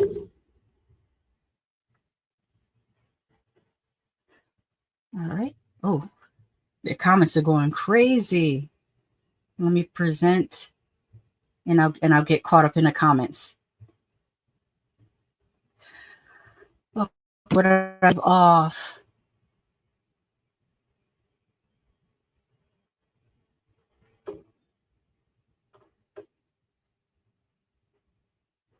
All right. Kal-El says, what can I say? I like my Jason batshit and unstoppable. Tonyman says, drink that coffee cold, chug it down. No, I don't feel like having iced coffee today. I felt like having hot coffee. Especially since I didn't take my allergy medicine. You could probably hear that I didn't take my allergy medicine. I didn't need it earlier, but then it started raining. And I don't know, for some reason, sometimes when it rains, it pushes the pollen level up. I should have taken an allergy medicine before I got online. Because I feel like I'm sounding very nasally. She needs a Folgers ad after that segue. Yeah, I do. I need a coffee. Somebody, know what I really want to try? The mushroom coffee, but it's expensive. Mushroom coffee brand, come sponsor me and send me some mushroom coffee. Someone says, nope, took too long. I knew it. I need to make like a live stream bumper that goes for like maybe 1.5 to 2 minutes. Because what if I have to? I always think to myself, what if I have to go to the bathroom? I need like a bumper to play for bathroom breaks. Doc Kaiju says, now for my ad. Haven't you ever been on a high-speed motorcycle chase and realized, damn, I didn't shave for the hot babe I want to whistle at over there? Well, I have the solution for you. Okay. Kella says her Freddy makeup was wild. She did that. If you're talking about me, thank you. I appreciate that. That's my I did a tutorial, $5 Freddy makeup. Where I use nothing but Dollar Tree products. Tony Man says, I saw that clown move. Sure you did. Kella says, Doc, I feel like that ad would have been in Nightmare 5.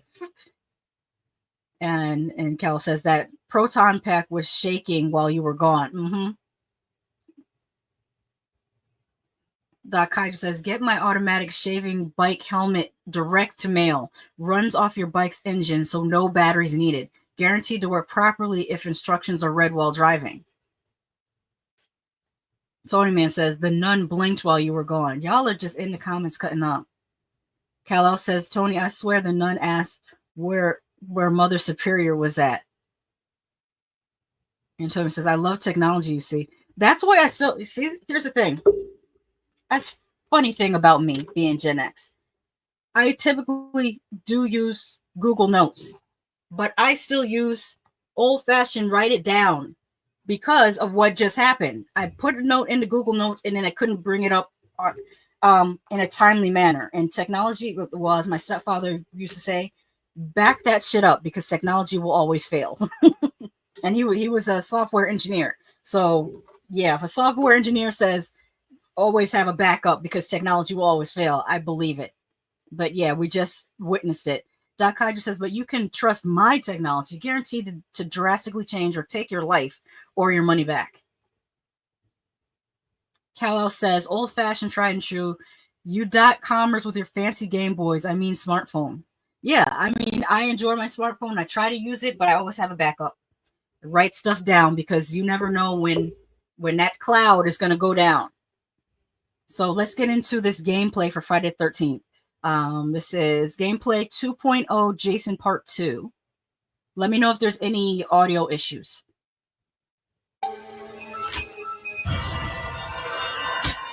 Oh. Question, do you get to play as Jason? Because I have not played this game. Can you play as Jason?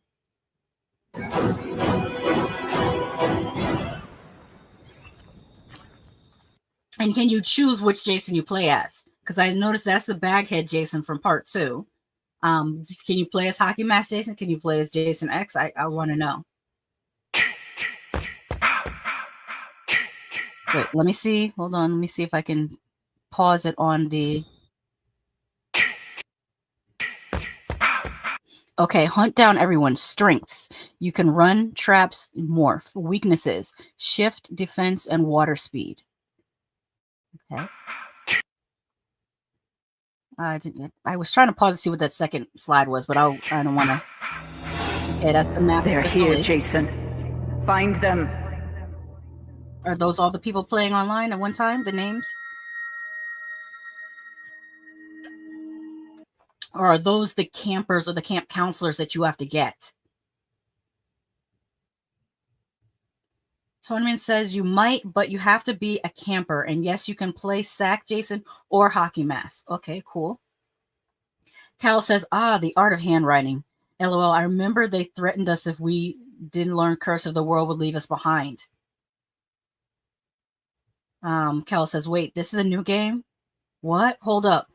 The thing about Cursive, I do think it's important to learn Cursive so that you can read older documents. Because for a generation that I'm saying this, let me add context. I grew up in Connecticut. Connecticut is known as the Constitution State. It's called the Constitution State because we have the United States Constitution in our state capital, which they take the school children to go see every year. The Constitution is written in cursive. So if you can't read cursive, anybody can tell you, the Constitution says this or that or the other, and you can't fact check it because you can't read it with your own eyes. And as you can see online, especially with the advent of all this new AI stuff, people can make things up that didn't exist or are untrue. So I think it's important for you to learn cursive so that you can read these original documents and nobody can't lie to you and tell you what's in it or what isn't in it. Okay, that's enough of my spiel about that. Kala says, what code unlocks Freddy? And Tommy says, Cal, this game came out in 2021. let's continue. The graphics look pretty good.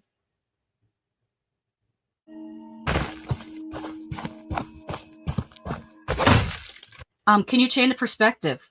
Is it always in third person, or can you change it to first person? Tony Man.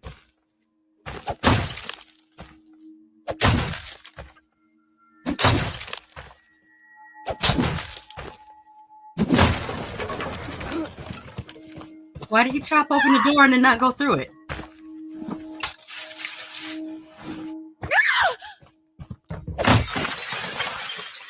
Okay, how is this person playing this game? You just destroying, like, what's the object here?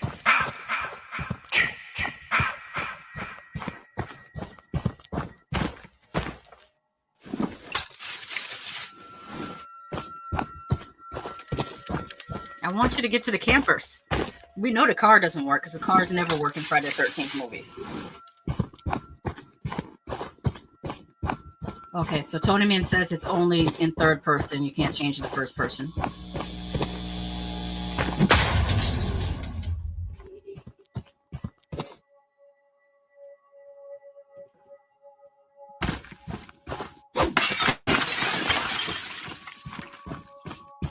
This game is being played more like Jason the what do you call it? Property destruction. There's another term for it. Vandalizer.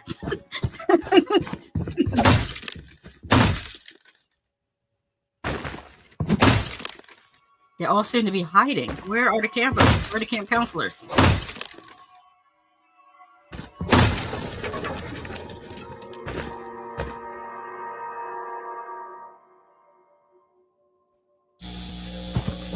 Oh, you gotta take out the power.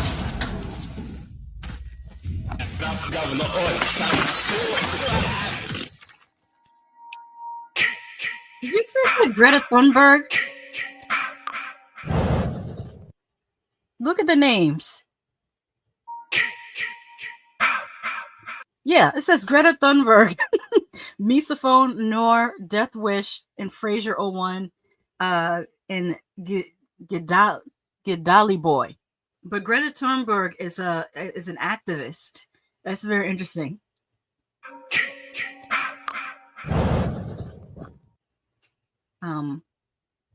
Kal-El says, I remember learning cursive being so happy only for people to not use it.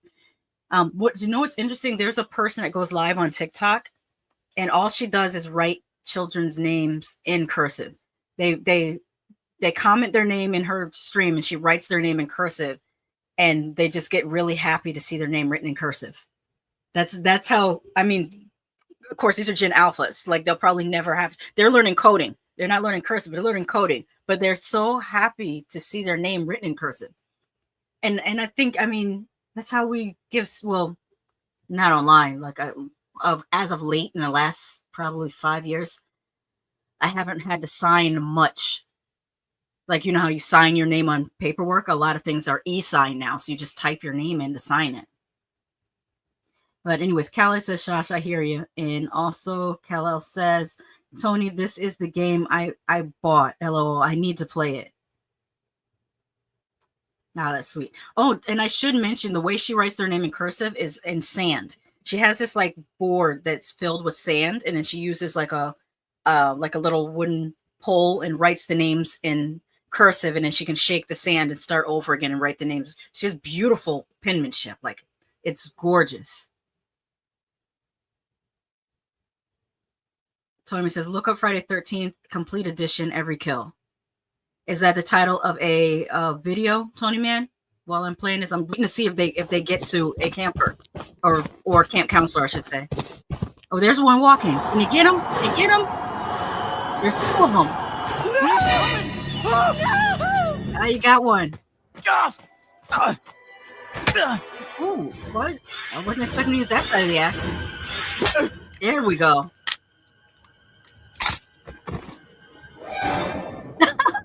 Body joke. That's my boy. Hunt them down and make them pay.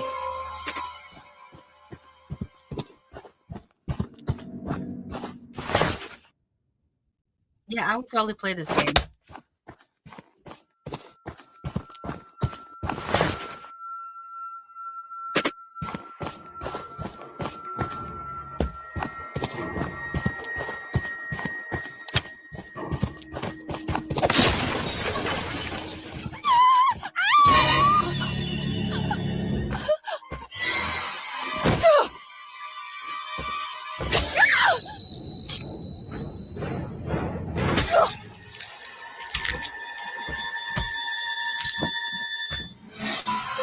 They deserve to die, Jason.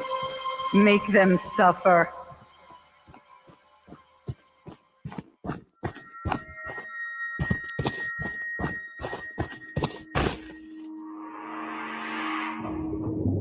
This gameplay is 1,000 times better than In a Violent Nature. I'm sorry, I'm never going to let that movie live down the disappointment that it gave me. It had a couple great kills, it did, but it was so boring to me.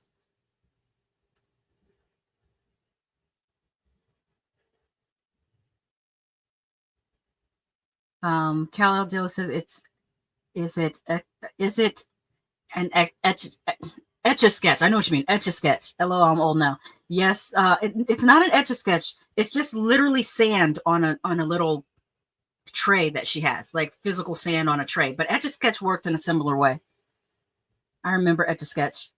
Cal says still got the game from NES. And also Jason is cold. I blame the pairing. Yes. All right, I better get out of here because out of this video, not out of here, because I don't know how long they'll let me react to this without getting dinged for copyright. So I'm going to go on to the next story, but it looks like a fun game. I would play this game. My issue is that I have a Nintendo Wii, and a lot of these games are not available for Nintendo Wii. Like the last horror game I had for Nintendo Wii was House of the Dead. I think I also had Resident Evil Umbrella Chronicles. So we do have the Resident Evil games available for Wii, and of course House of the Dead, but I'm not sure if this is available for Wii. And plus my Wii is old. My Wii is from 2016. Yeah, it's from 2016. It's old. I don't have the new one. All right, let's get into the next order of business. What do I have on the docket today? Where did I leave off? I did Crystal Lake. We did some gameplay. There's a new movie coming out. It is called Trust. I had not heard of it. It's I guess a survival thriller.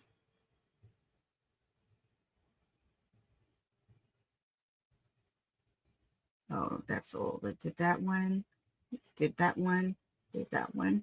Here we go. All right, this is coming courtesy of Bloody Disgusting, written by John Squires. Trust survival thriller starring Sophie Turner gets an August release date. Oh, there's also a trailer. Let me. I see. I knew I should have shared this the other way. Stop screen. The reason why I toggle between two different ways is there's a way to share the screen that allows me to just go to different pages, but that way doesn't allow for audio. But the way that allows me to only show one page at a time allows for audio. So that's what's making it janky. Although I did get the OBS software, I'm still learning how to use it. So hopefully, I'm hoping next week I can start using the OBS and I'll be able to transition more smoothly.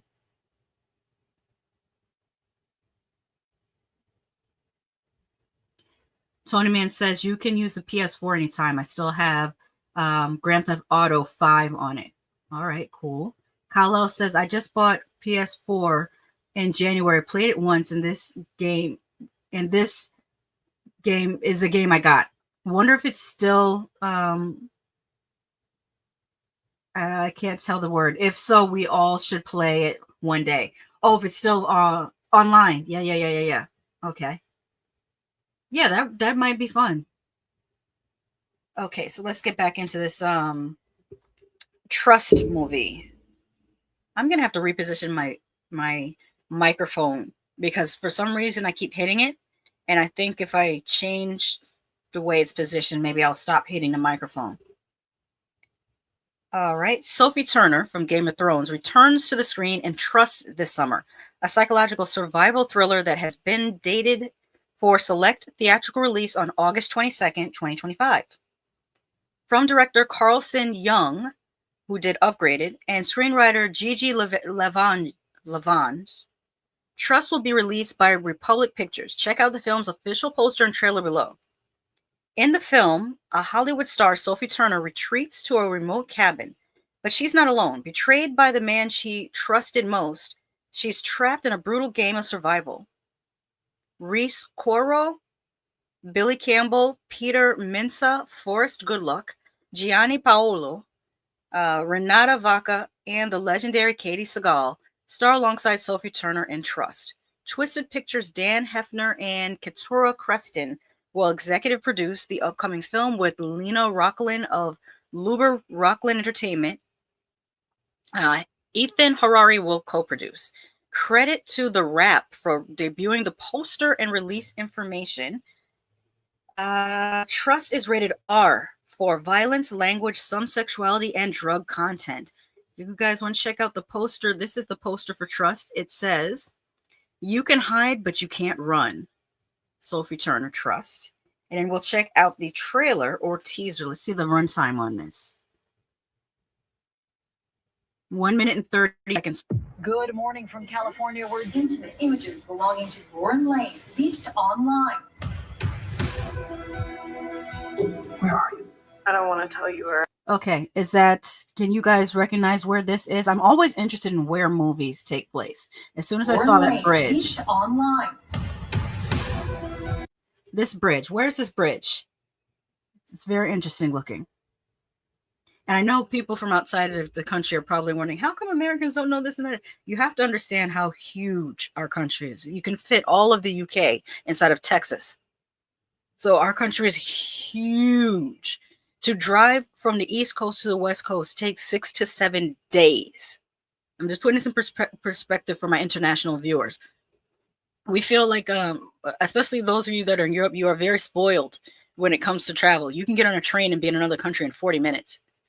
I'm in Orlando. I can drive for 40 minutes and still be in Orlando. In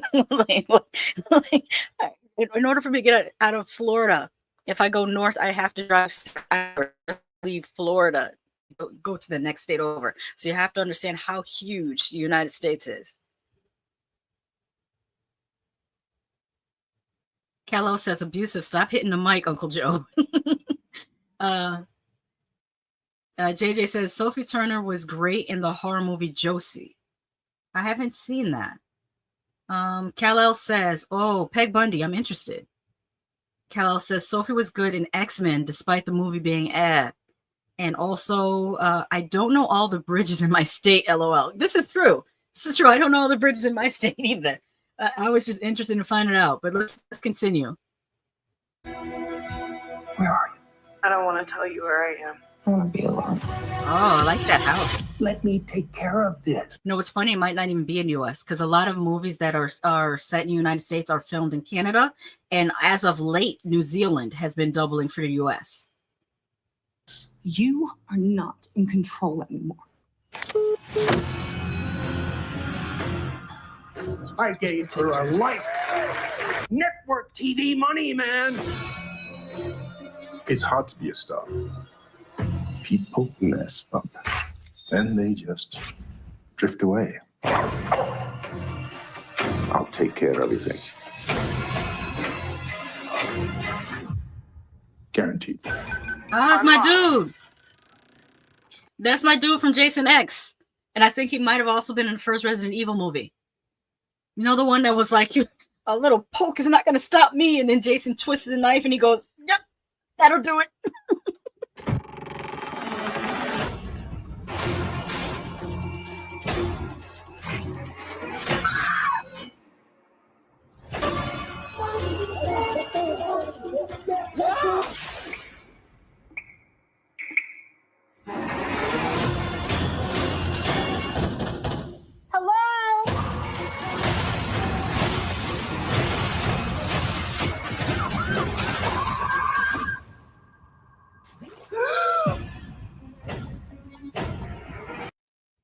I like it.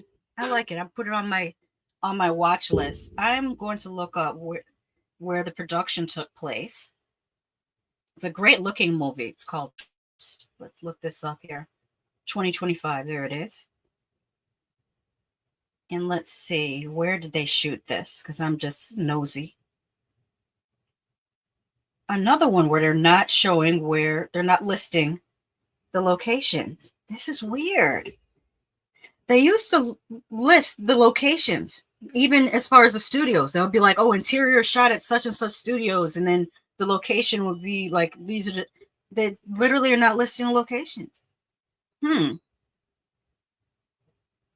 they don't like nosy people like me knowing where they're shooting things. Well, I guess I'll have to wait and see the movie and just look in the credits, because the credits will tell us. But yeah, why be so secretive? Why are we being secretive? Tony said 9 hours just to get out of Florida and drive 11 to New Orleans. Yep. That was a fun trip, though. Kello said, that'll do it. Yep. And also, Kello says, hello, my ass. I'm not answering. And Tony says, when are people going to stop saying hello in a horror movie? Like the killer's going to say, over here. Kello saying they're gatekeeping. Yes, they are. They're gatekeeping. Or, oh, no, they might be. It just occurred to me. You know who just got allegations on them? And I'm not going to take a detour into this, but I just want to mention it. Tyler Perry has some allegations on him of sexual harassment and other type of things. It could be that these studios, because Tyler Perry happens to own the largest studio in the United States, detected at your grandma's room. People may be distancing themselves from Tyler Perry Studios by not listing that they shot portions of their film at Tyler Perry Studios in Atlanta. It could be that. It could be that. But let's move on to our next order of business. What do I have here after Trust? There's another new movie that I hadn't heard of, but the imagery looks tight. Wait till you see this. I hope you guys like it as much as I do, because we haven't had a monster movie in a minute. At your grandma's room. Sorry about that notification, but I have to have it on. Monster Island. There we go. I have to have that on because I live with my 97-year-old grandmother, and we have to know when she gets out of her bed so someone can assist her to make sure she does not fall or anything. Okay. So, what do you guys think of this artwork here? Well, it is artwork, but it's also practical effects. It looks practical. Like if this is digital, I'd be shocked. Although the way the AI CG is coming, it's wild. But this looks great. Okay, so we're on Bloody Disgusting again. This is written by John Squires, and Monster Island, aka Orang Ikan. Shudder sets July premiere date for World War II monster movie. Okay, it says Shudder recently acquired Orang Ikan, also known as Monster Island, for release in North America, UK, Ireland, Australia, and New Zealand, and the premiere date has been set. World War II set creature feature Monster Island draws inspiration from Malay folklore, as well as Creature from the Black Lagoon, and it will be streaming on Shudder beginning July 25th. Kal-El says Tyler Studio. Tony says Mr. Chocolate. Say Mr. Chocolate. It'll get you out of trouble. That's right. I forgot on Atlanta, that episode of Atlanta, where they had a producer who was basically Tyler Perry, and his name was Mr. Chocolate. Kal-El says, damn, she said tight. Took me back to my childhood. Yes. I'm bringing these things back. I don't like the new slang anymore. I'm bringing back tight. I'm also going to bring back illin, because a lot of people are illin right now. I'm going to bring back herb. People are letting themselves be herbed a lot. Let's bring back herb. Taking no shorts. Let's bring that back. Let's bring it back. This is better slang. At the time these slangs were out, I was like 10 years old, or elementary school age. And I just thought it was cool how the teenagers spoke. But I say bring it back. Tournament says the only Monster Island I know is the Godzilla one, right? At Doc Kaiju. Okay, so let me continue. All right. Dean Fujioka, Full Metal Alchemist, and Callum Woodhouse from All Creatures Great and Small lead the cast of the film, set during World War II and centered on a fish monster. A Japanese ship transporting prisoners of war to occupied territories for slave labor is torpedoed by Allied submarines. Stranded on a desert island, a Japanese soldier and a British POW discover that they are being hunted by a ferocious mythical creature, the orang-ikan. They realize they must work together to survive the unknown despite their differences. The Singapore, Indonesia, Japan, UK co-production is written and directed by Mike Will Luan, whose producing credits include Crazy Rich Asians and The Night Comes for Us, both excellent movies. I'm very proud to have Shudder present the film in territories that have a rich history and appreciation for creature films, said Willian.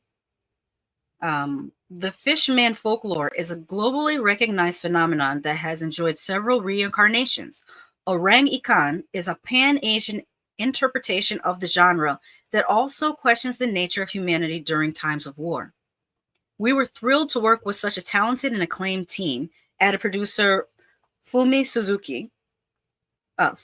Suzuki Lancaster. The film has great nail-biting tension from beginning to end, combined with plenty of unexpected emotional twists.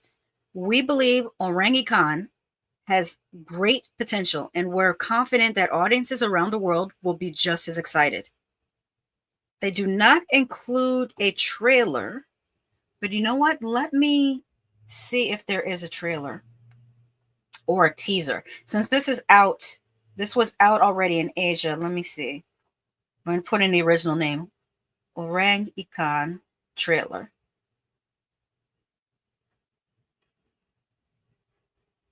Official trailer. Let me see. Does it have subtitles? Even if it doesn't have subtitles, we can still play it.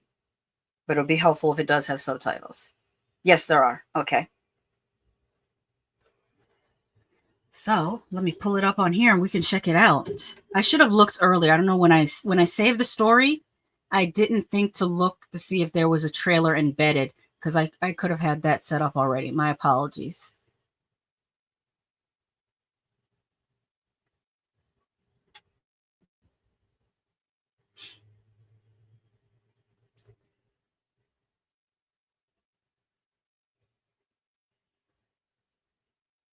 Oh, they just released a Red Band Toxic Avenger trailer. Oh, I have to come back to that. Hold on, let me add that to one later. Let's do this. Save to watch later, and then we'll watch that right after the Orang-ikan. Okay, let's go history.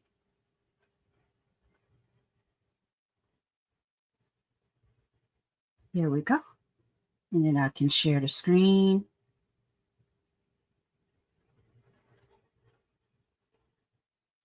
Let me pause it. It looks like it's going to be widescreen too. Okay. Stop screen. And let's present again.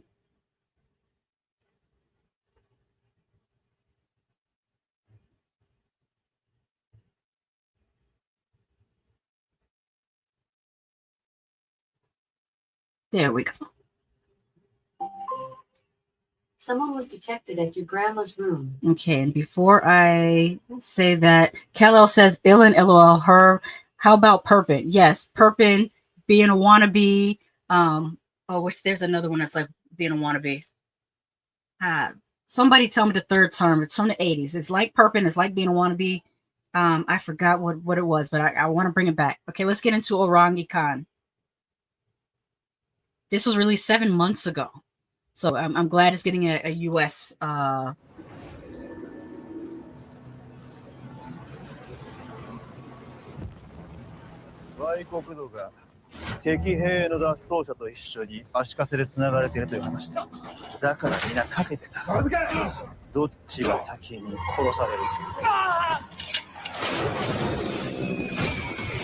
Okay, so already we got prisoners of war.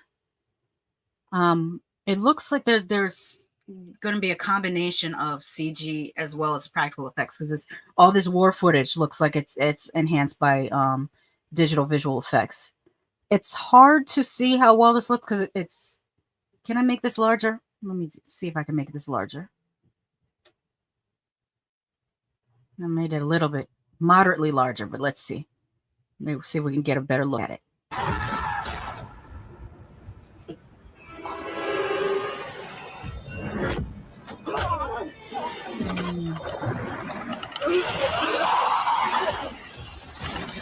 What was that thing? I like the sound design. If anyone's listening to this in headphones, really good sound design. The way that you could hear the creature. I like that. This thing comes back. We need to be ready for it.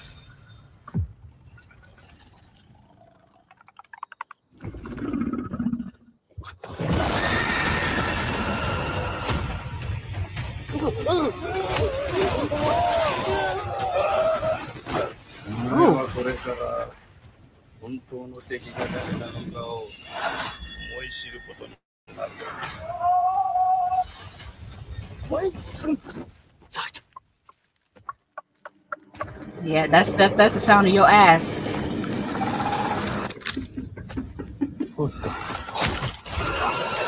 It's like, gotcha, bitch.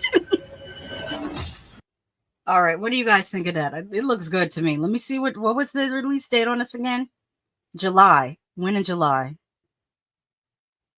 Okay,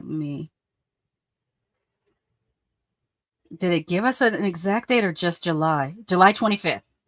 Okay, it's going to be on Shudder, July 25th. I have to put that on my calendar. Did I put that in here? Did I save it? Let me check and make sure it's on my calendar. Anybody else have a movie calendar of just release dates? Or is it just me? Orang Ikan. There it is. Make sure I save it. It says Monster Horror. Add to list. Original Horror for 2025. There it goes. All right, now it's on my list for July.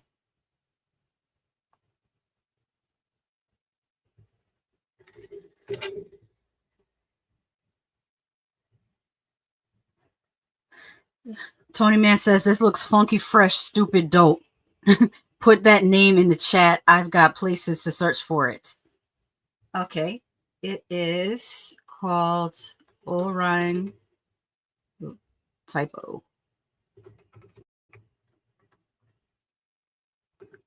Ikan. Orang Ikan. Or Monster Island. There we go.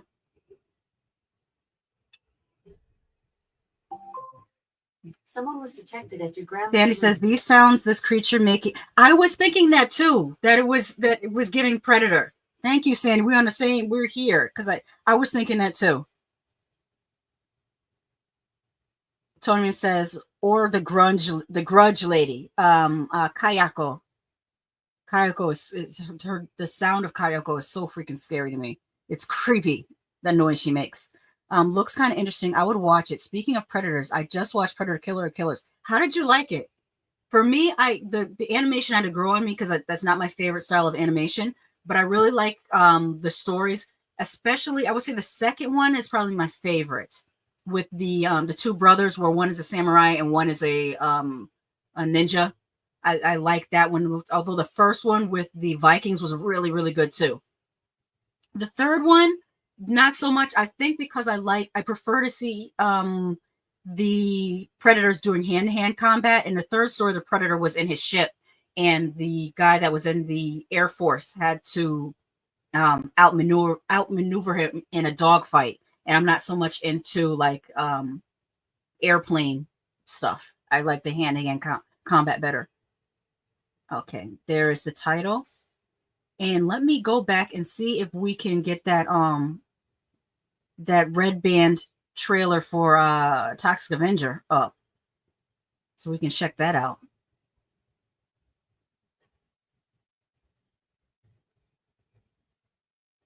There we go.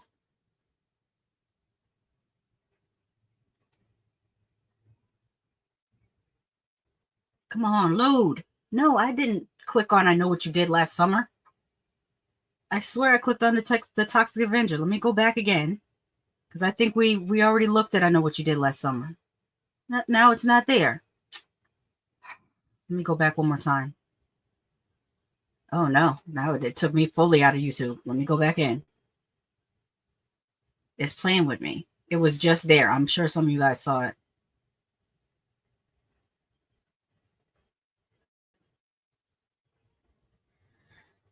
Come on, internet.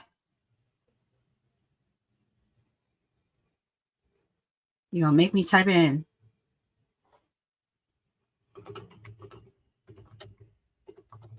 Ginger Red Band. Why can't I type BAND trailer? There we go.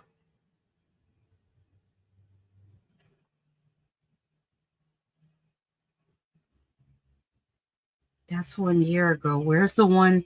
It was just up. That was 2 hours ago.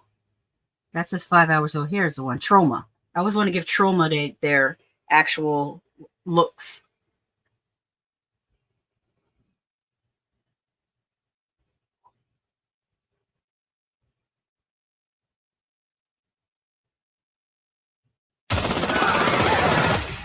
Armed political extremists have taken hostage. Miss Meat?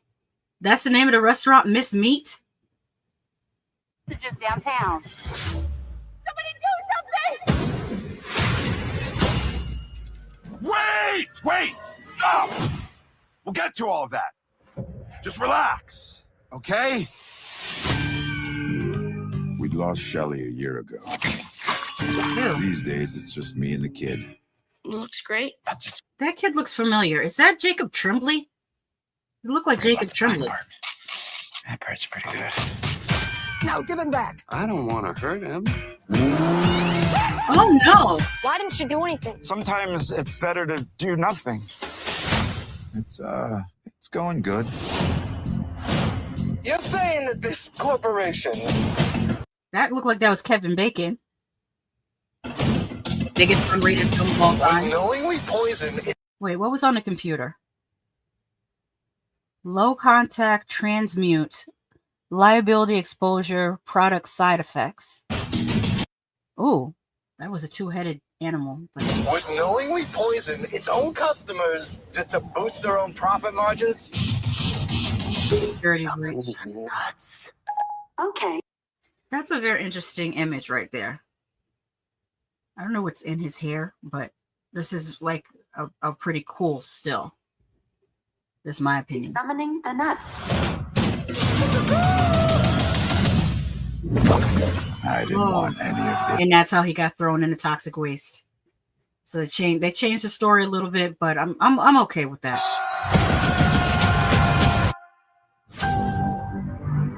I'm a monster. You're not a monster. Show him. The hell he's not. Look at this. Hold on, I'm gonna pause it on that. You're not a monster. This is a lot. I feel like they should have sprayed it down with a little something. It's too dry looking. I feel like it should be a little bit more. Maybe smack some KY jelly on it.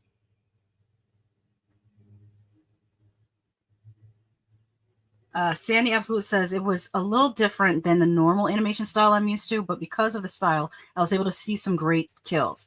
I wanted more story behind the actual predators that were fighting. And I think that's what's going to happen with Predator Badlands, because it's my understanding that Predator Badlands is going to be told from the perspective of a young predator on his first hunt. I'm looking forward to see how these two connect, because they said that they're both part of an expanded universe, so there is a connection between the two. My hope is that in Predator Badlands, because we learn in Predator Killer of Killers that the predators sometimes take people and cryogenically freeze them, I hope that we see some of the people they've taken and cryogenically frozen. I hope they turn up in live action in Predator Badlands. I think that would be cool. Full Mickey Latte said, fried fertilized egg, no thank you. All right, let's continue with this.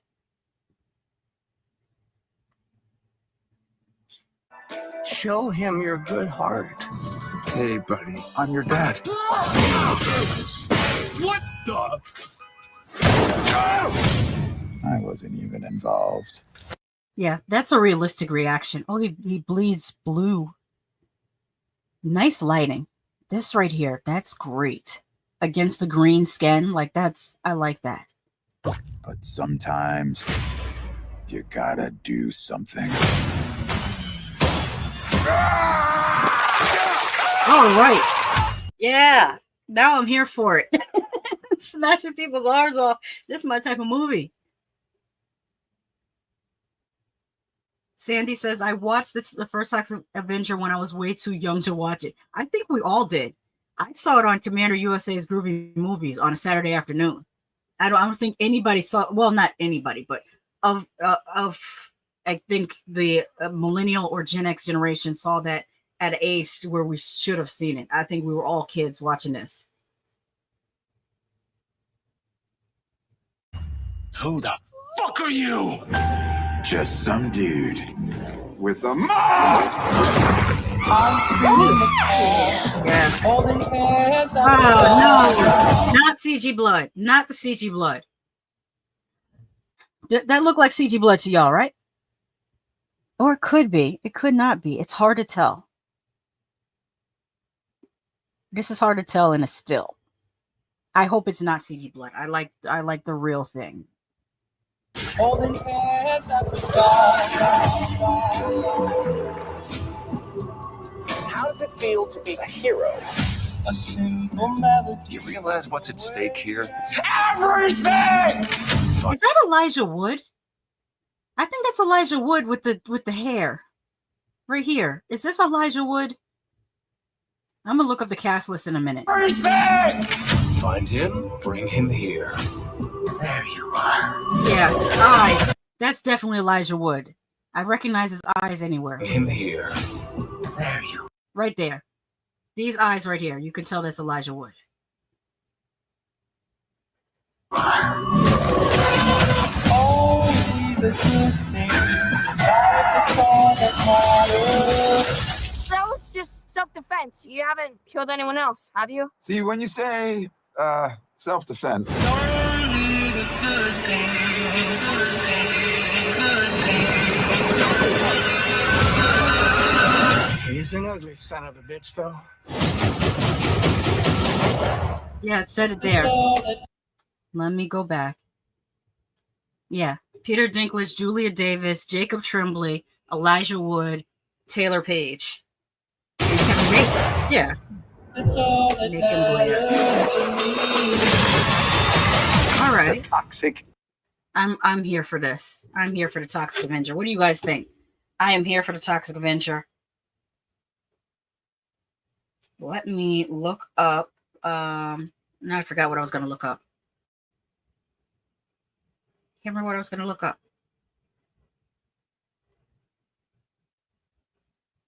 It'll probably, oh, it says down here. It opens in theaters August 29th. Yes.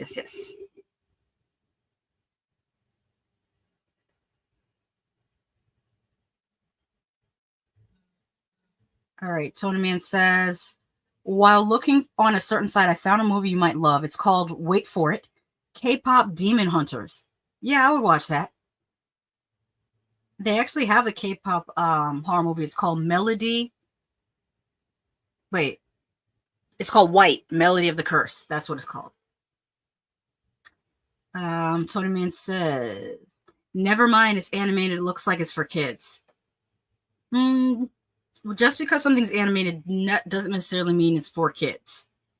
Sandy says, I'm liking the kills, but the design of the Avenger I don't like at all. I loved how muscular the old Avenger was. This looks fun. Yeah, I'm not super... I think the thing that I don't like about the new Toxic Avenger is the eyeball. I think what they did is they took something that looks good in comic book form, because I think in comic book form that eyeball would look cool. But in live action, the eyeball looks a little...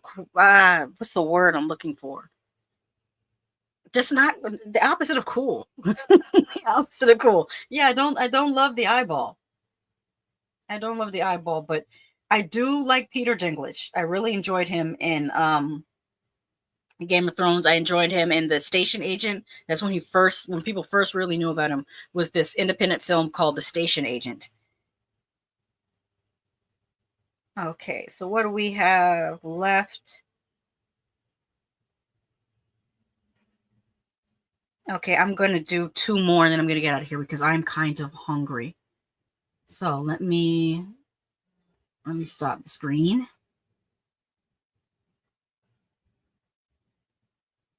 close that one out, and I'll pull up the last two, and then we'll get out of here.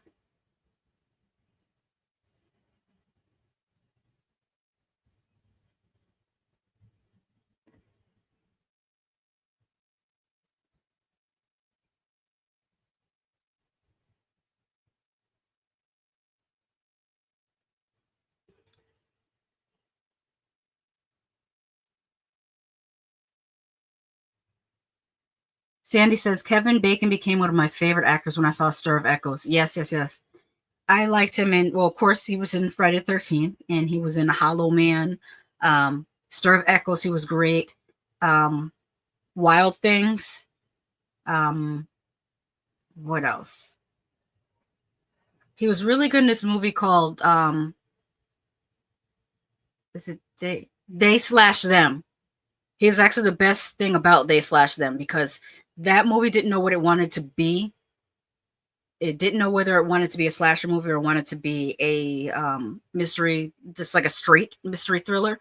And I felt like pick, not necessarily you can't be both, but something about the way they did it just didn't land right. They had a great story. They really had a great story, a great premise. And Kevin Bacon did his damn thing. He was creepy as hell. He was great in it. But there's something about that movie that didn't make it land. Okay. Tony Man says wonky eyeball. Yes, thank you. And Fomiki Latte says the CGI looks kind of goofy. I agree. I like, for one of the things I love about the original Toxic Avenger are the practical effects. That looks great. But let's get into all the horror heading to Hulu, Netflix, Tubi, and other streaming services June 2025. Now, I'm late on this. I should have done this 2 weeks ago, but I didn't find this article until just now. So now I know that they make these articles. At the beginning of July, I will do another one of these. But since we're still in the middle of June, we might as well get to it.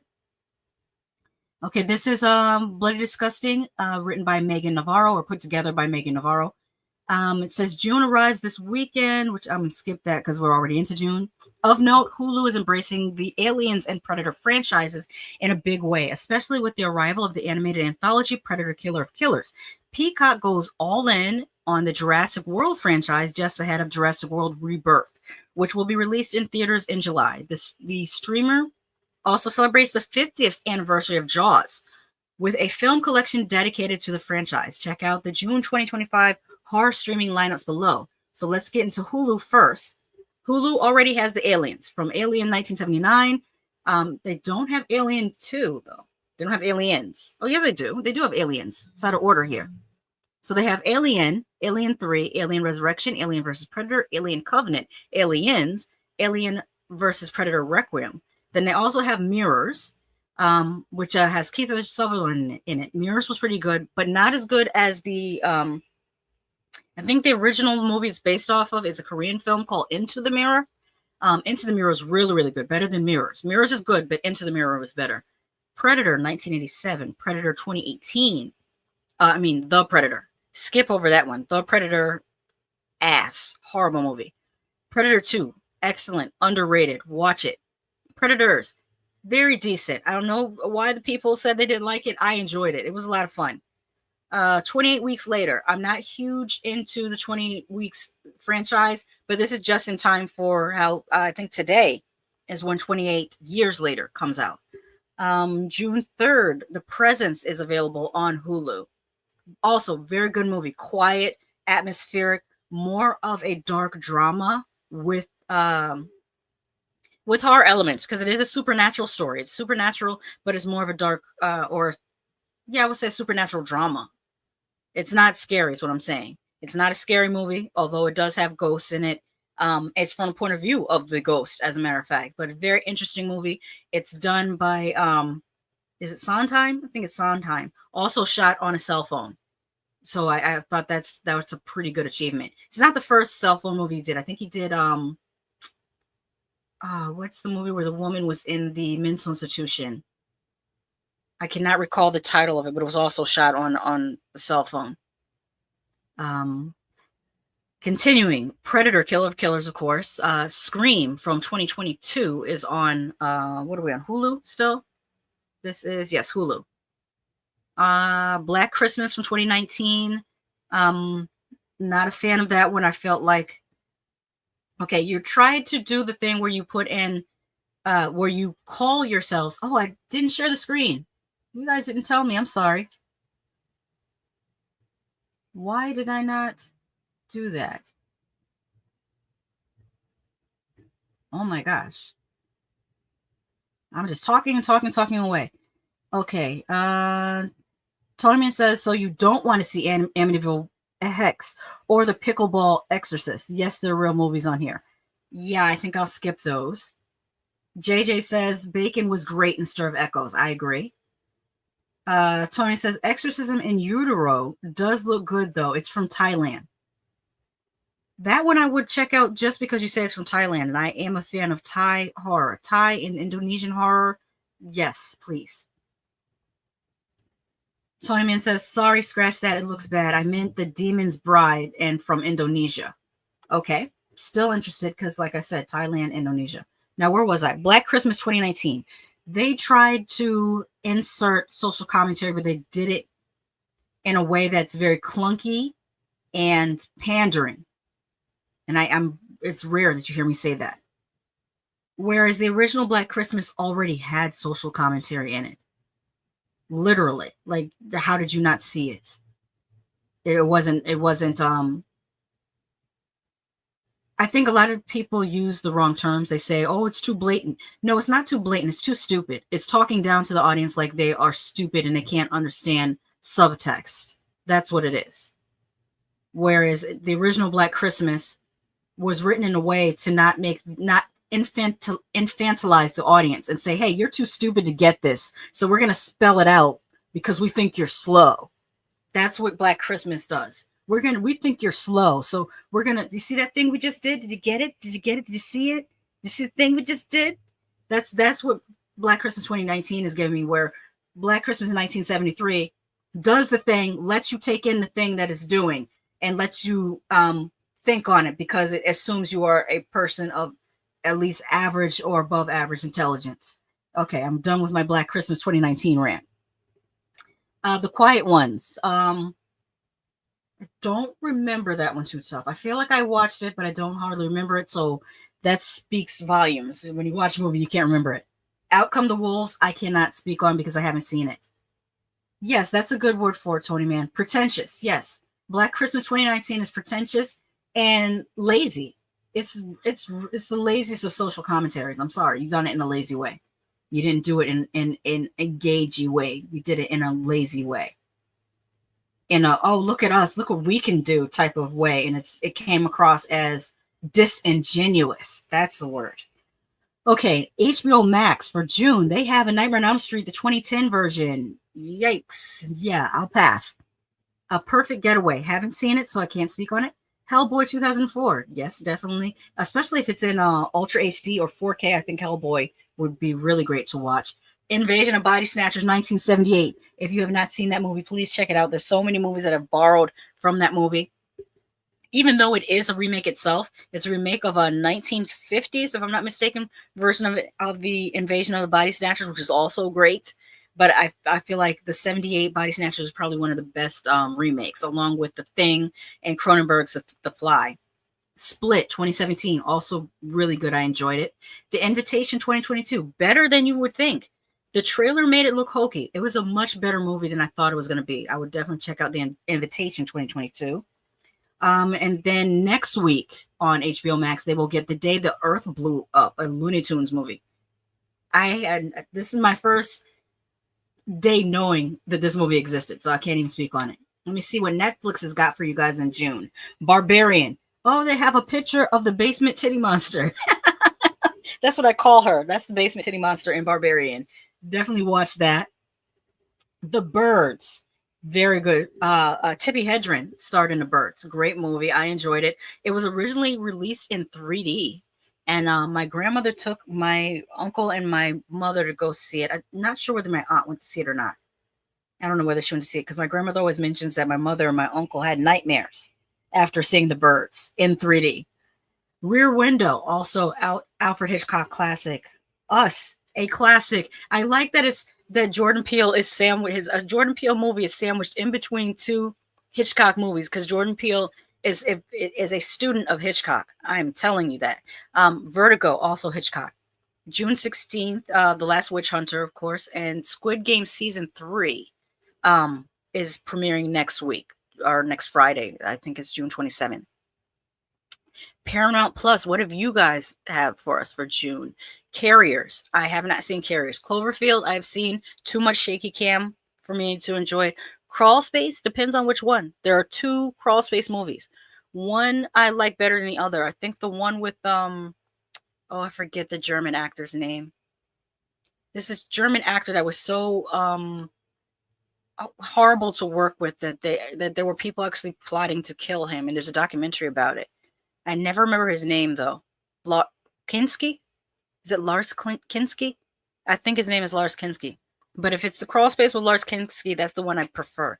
Scout's Guide to the Zombie Apocalypse. That was decent. That was a fun movie. The Autopsy of Jane Doe. Underrated. I would definitely recommend it if you like a good ghost story. That's what I would call it. A good ghost story. Okay. Let's see what Peacock has. Cal L says Black Christmas 70s wasn't for me, but the 03 one was good. Yeah, the 03 one was a better one than the 2019 one that they just did. But I prefer the 70s one out of all of them.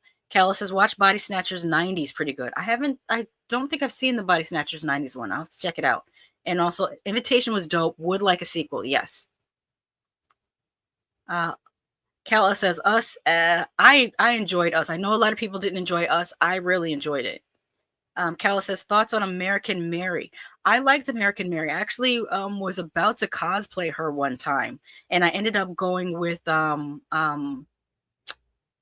Asami from Audition instead. They have a similar outfit choice, American Mary and Asami from Audition. They're both wearing, I guess it's called what they call the smock that the butchers wear, like a butcher smock or a fisherman smock. But yes, American Mary was a great movie. That one was done by the Soska twins, which I heard there's some controversy about them, but I didn't read about it, so I don't know what specifically it is, so I can't respond to it. But I heard that there's some negative things happening with them. I'll have to look it up. Okay, so Peacock has Anna and the Apocalypse, which was it's one of the very few horror musicals I enjoy. I think I spoke about this on another stream. The few horror musicals that I enjoy are the Rocky Horror Picture Show, Anna and the Apocalypse. What's another one that I said that I liked? Little Shop of Horrors. That one was good. I like Little Shop of Horrors. Another one people don't mention a lot, but Phantom of the Paradise. That's the one. Phantom of the Paradise, another great one. Let me see. Bride of Chucky. You know I like Bride of Chucky. The Burbs, very, very decent movie. The Chronicles of Riddick, another one, underrated. Deep Rising, I don't remember whether I can say I like Deep Rising or not, because there were so many movies that came out the same time as Deep Rising. It was Deep Rising, The Sphere, Leviathan. I feel like there was another one. It was all underwater, these underwater epics of the 90s. Jennifer's Body, people seem to love it. I feel kind of meh about Jennifer's Body, but like I said, I haven't seen it in years. Maybe I have to rewatch it with different eyes, but it doesn't stick out to me. Jurassic Park, of course, Jurassic Park 3, Jurassic World Fallen Kingdom, Knock Knock. Knock Knock I didn't enjoy too much either. The Lost World Jurassic Park. The Jurassic Park movies, I feel like this might be a weird thing to say. I feel like they're only good in the theater. Watching Jurassic Park at home, I just can't get into it. But watching Jurassic Park in the movie theater, I can get into it. It's a very much movie theater movies. Doubly so if you can see it in 4DX with the seats moving and everything. But at home, I never put on a Jurassic Park movie just to watch at home. Pitch Black, which is the sequel to Chronicles of Riddick. It was okay. Riddick, I didn't see. I just saw the Chronicles of Riddick and Pitch Black, but I didn't see Riddick. Scooby-Doo, haven't seen it. Seed of Chucky, love it. Shaun of the Dead, like it. Van Helsing, The World's End, haven't seen it. The Blackening, more of a comedy than a horror movie. It did have a few cool kills. I really enjoyed the opening. The opening gave me what I wanted in a slasher movie. But then after the opening, it went strictly comedy and not enough slashing for my taste. I actually like the movie what I talked about earlier on the stream. Black Slasher. I enjoy Black Slasher and Axum just slightly more than The Blackening. Let's see here. Kal-El says, Tiff, I'm all rubber. Yes. That's a scene, that's a scene from Bride of Chucky. Kal-El says, I'm coming around Jennifer's Body. I don't know, was whack when it came out for me. Yeah. Fomicky Life says, Klaus Kinski was a menace to society. Yes, this is what I'm hearing. Kal-El says, F the dinos, never liked J Park movies. Soundtrack is good though. Yeah. Sandy says the entire Riddick franchise is great. Not a fan of Jennifer's Body. I'm glad I'm not the only one. I don't see the big deal about Jennifer's Body. Kal-El says Black Slasher. Yes, Black Slasher. Stay tuned. I'll come back to it because I made a watch list for you guys of Black Slasher movies. Tony says, didn't we walk out of a horror? I think Dylan Dog. Yes, we walked out of Dylan Dog. That was horrible. Oh my God. It's probably the only movie that I paid to see and walked out. Kal-El says, how about Final Girls? Final Girls was okay. It was just okay for me. It wasn't great, but it was just okay. Kal-El says, good movie about Final Girls. And Tony Man says, that and Nick Cage vampire movie sucked ball. Oh, yeah. I forgot about that Nicolas Cage vampire movie. It was horrible. All right. So after The Blackening, we're still talking about Peacock. Peacock has the Jaws movies. Jaws 2, Jaws 3, Jaws the Revenge. I also highly recommend Cruel Jaws, which is an Italian Jaws ripoff movie, often billed as Jaws 5. But Cruel Jaws, I believe, is on Tubi, and it's a lot of fun. Revival Season 1, I guess it's a Sci-Fi Channel show, is on Peacock. Now, what has Shudder got for us in June? The Curse of the Devil. Don't know that one. Dark Windows. I don't have knowledge of that one. Dead Silence. I love Dead Silence. Especially look at Mary Shaw is sitting there with that ventriloquist dummy. Head Trauma. Can't speak on it. Don't know it. Homebound. Insidious. Love it. Lady World. Haven't seen it. The Loved Ones. I hear nothing but positive things about The Loved Ones, and now that it's on Shudder, I need to check it out. The Ward, I heard good things about that. That's a John Carpenter movie. We Kill for Love. I'm unfamiliar with that one. Alien Outpost, not sure. Fascination, Lips of Blood, Requiem for a Vampire, Shiver of the Vampires, Sputnik, The Grapes of Death, The Living Dead Girl. I have seen The Living Dead Girl. It's a good one. It kind of plays out like if a zombie movie and a slasher movie had a baby, it would be The Living Dead Girl. The Nude Vampire. Haven't seen it, but it sounds like something from the 70s. I would definitely check it out. Best Wishes to All. I did just watch Best Wishes to All. Very quiet, atmospheric. It's done by the director of Ju-On. It's not as creepy as Ju-On at all. Not nearly as creepy. But very interesting. Very indie horror. A lot of weird things happening in it. I think if you like kind of folk horror, you might like it, because I watched it back to back with Free Waka. I think Free Waka has a little bit better pacing than Best Wishes to All, but Best Wishes to All, I recommend it to you if you want a Sunday afternoon, quiet, slow burn, weird, emphasis on weird horror movie. I would recommend Best Wishes to All. Rats. I don't recall if I've seen Rats. I want to say there's also another Italian movie. Hell Motel, haven't seen it. Ash, I heard great things about Ash.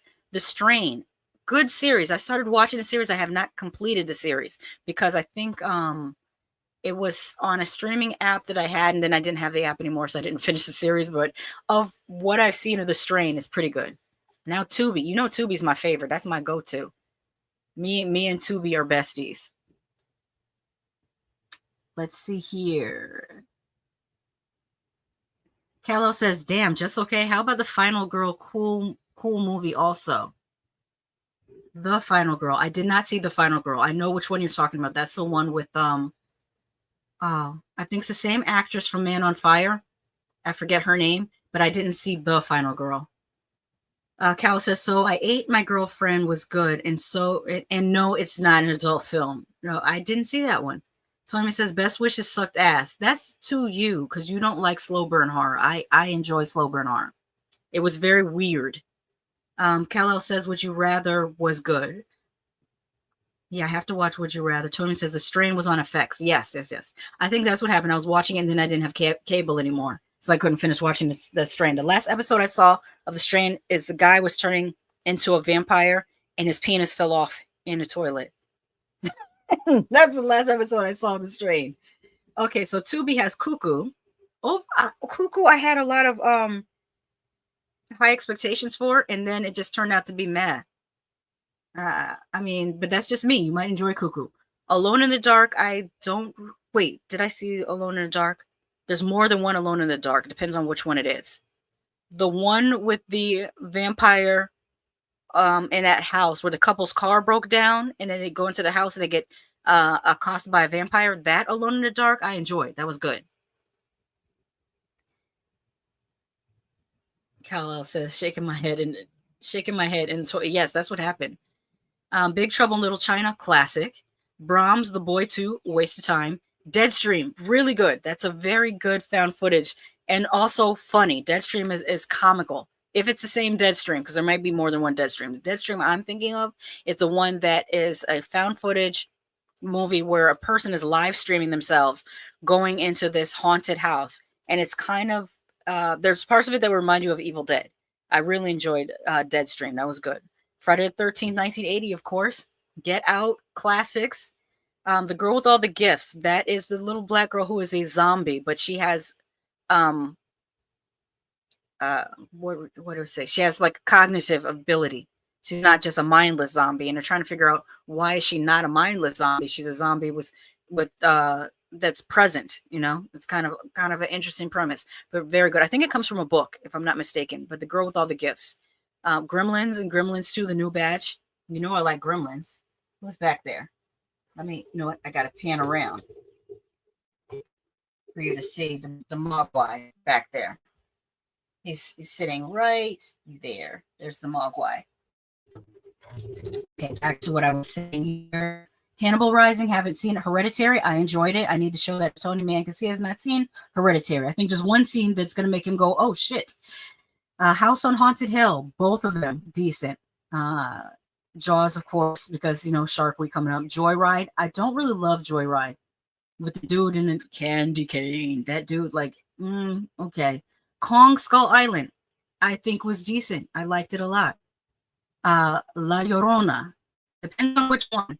The one with the oligarch that becomes ill in his home and is haunted by the people that he subjugated. I enjoyed that one much better than the Boo jump scare one.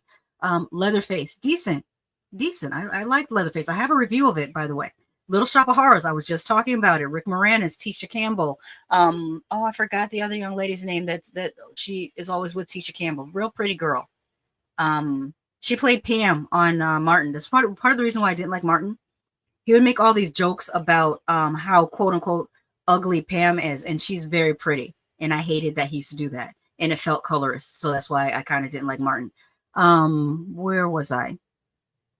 Love in Monsters, haven't seen it. Mom and Dad, heard it was good. Never Sleep Again, The Elm Street Legacy. Very good documentary. Check it out if you like documentaries. I recommend that one. Personal Shopper, I've heard great things about, but I haven't seen it yet. Piranha 3D, fun movie. I enjoyed it. Stevie King's classic. Chainsaw 3D. Sucks donkey balls. Horrible. Where am I? The Gin. Oh, I'm glad that is up. That's on my watch list. I have not. Thank you, Kal-El. Kal-El said it. Tashina Arnold. Yes, very pretty girl. She was also in Little Shop of Horrors. She was one of the singers that was singing. It was Tashina Arnold, Tisha Campbell, and I think there's a third girl, but I can't remember who she was. But that 1986 Little Shop of Horrors was good. Kala said, damn, Martin, my favorite sitcom. If you go back to the way they ripped each other, she had better jokes. Yeah, she did. She did have better jokes. The things I did like about Martin was the characters he played. I liked when he played Shanae. I like when he played the security guard. I like when he played that character that was singing "Don't You Know No Good," and also the character in the kung fu dude, and the little snot nosed kid. Like all the characters he played were funny, but Martin, the character himself, I didn't like. I always would be like, I would watch Martin go, why would anyone be his friend? He's such an unlikable person. Why would anyone actually be his friend? Especially since he's always kicking everybody out of his apartment. So let me go back. I left off on Jen, the first Purge. I enjoyed the first Purge. I reviewed that one too. The Lodge was okay. That's another slow burn atmospheric horror. It's you have to like that style of horror. Some people like that slow burn horror. Some people don't. So I'm definitely letting you know the Lodge. Actually, I would say the Lodge is more of a thriller even than a horror. The Purge, of course, I like that. So the Purge Anarchy, didn't love it so much. Yeah, the two Purge movies I don't like are the Purge Anarchy and the Forever Purge. I don't like those, but I do like the first Purge and the Purge. I enjoyed those, and the Purge Election Year. It's pretty good. Nightcrawler, haven't seen it, heard good things about it. So that's what is streaming on the different apps, except for there's another app they didn't name on here. Let's see here. We have some. Tony Man says, I'm waiting patiently for you to sing the Little Shop song. I can't. I don't have the vocals like Tisha and Tashina have. They have vocals. I don't have vocals. Kal-El says, oh my goodness. I mean, oh my goodness, Shanae. Remember when, now I will sing this. When Shanae sang the Jodeci, but instead of singing Forever My Lady, she used to sing Forever Shanae. That was funny to me. Sandy says, I absolutely do not like Hereditary. It's so overrated. It was a depressing movie with depressed people, and I never watched it again. Toni Collette is a great actress, though. Yes, I agree. Toni Collette should have been, if Hereditary was not a horror movie, Toni Collette would have been nominated for an Oscar. The same thing with Lupita in Us. She played two roles, and if it was not a horror movie, she would have been nominated for an Oscar. Tony Man says, I try to get that on the screen. It's not, maybe I have to go, wait. There we go. I get Colette and Famke confused all the time. I could see it a little bit. At first, I'm like, they don't really look alike, but then around the eyes, Famke Janssen and Toni Collette kind of favor. And Kal-El says, Sandy, I felt the same way about Men. Yeah, you have to. I like weird horror like that. I like Men. I like Hereditary. It's an acquired taste. I know it's not for everyone, and I have to be in the right mood for it too. Like you have to be in the mood for those type of horror. Okay, the one they didn't mention was Vizio, because Vizio has a watch-free section, and these are the movies that are available on Vizio starting this weekend. So I figured I would let you guys know about that. More terrifyingly free horror titles are now available on Vizio Watch Free Plus for June, including Don Coscarelli's horror classic Phantasm, Scott Derrickson's terrifying Sinister, Rob Zombie's slasher sequel Halloween 2, and fan favorite The Collector, which, by the way, there is a sequel to The Collector called The Collection that's in development. Watch Free has thousands of free premium movies and shows that can be streamed on demand on Vizio TVs, or anyone can enjoy titles like these and more using the Vizio mobile app. All you need is a free Vizio account to start enjoying Watch Free Plus. Here is the full lineup of fresh horror arrivals on June 1st, 2025. Of course, we have Sinister, which I'm sure you guys have heard of Sinister before. But in case you haven't, a controversial true crime writer finds a box of Super 8 home movies in his new home, revealing that the murder case he is currently researching could be the work of an unknown serial killer whose legacy dates back to the 1960s. Of course, it stars Ethan Hawke from Training Day, Julian Rylance from American Gothic, and James Ransom from The Black Phone. The Descent is available. A caving expedition goes horribly wrong as the explorers become trapped and ultimately pursued by a strange breed of predators.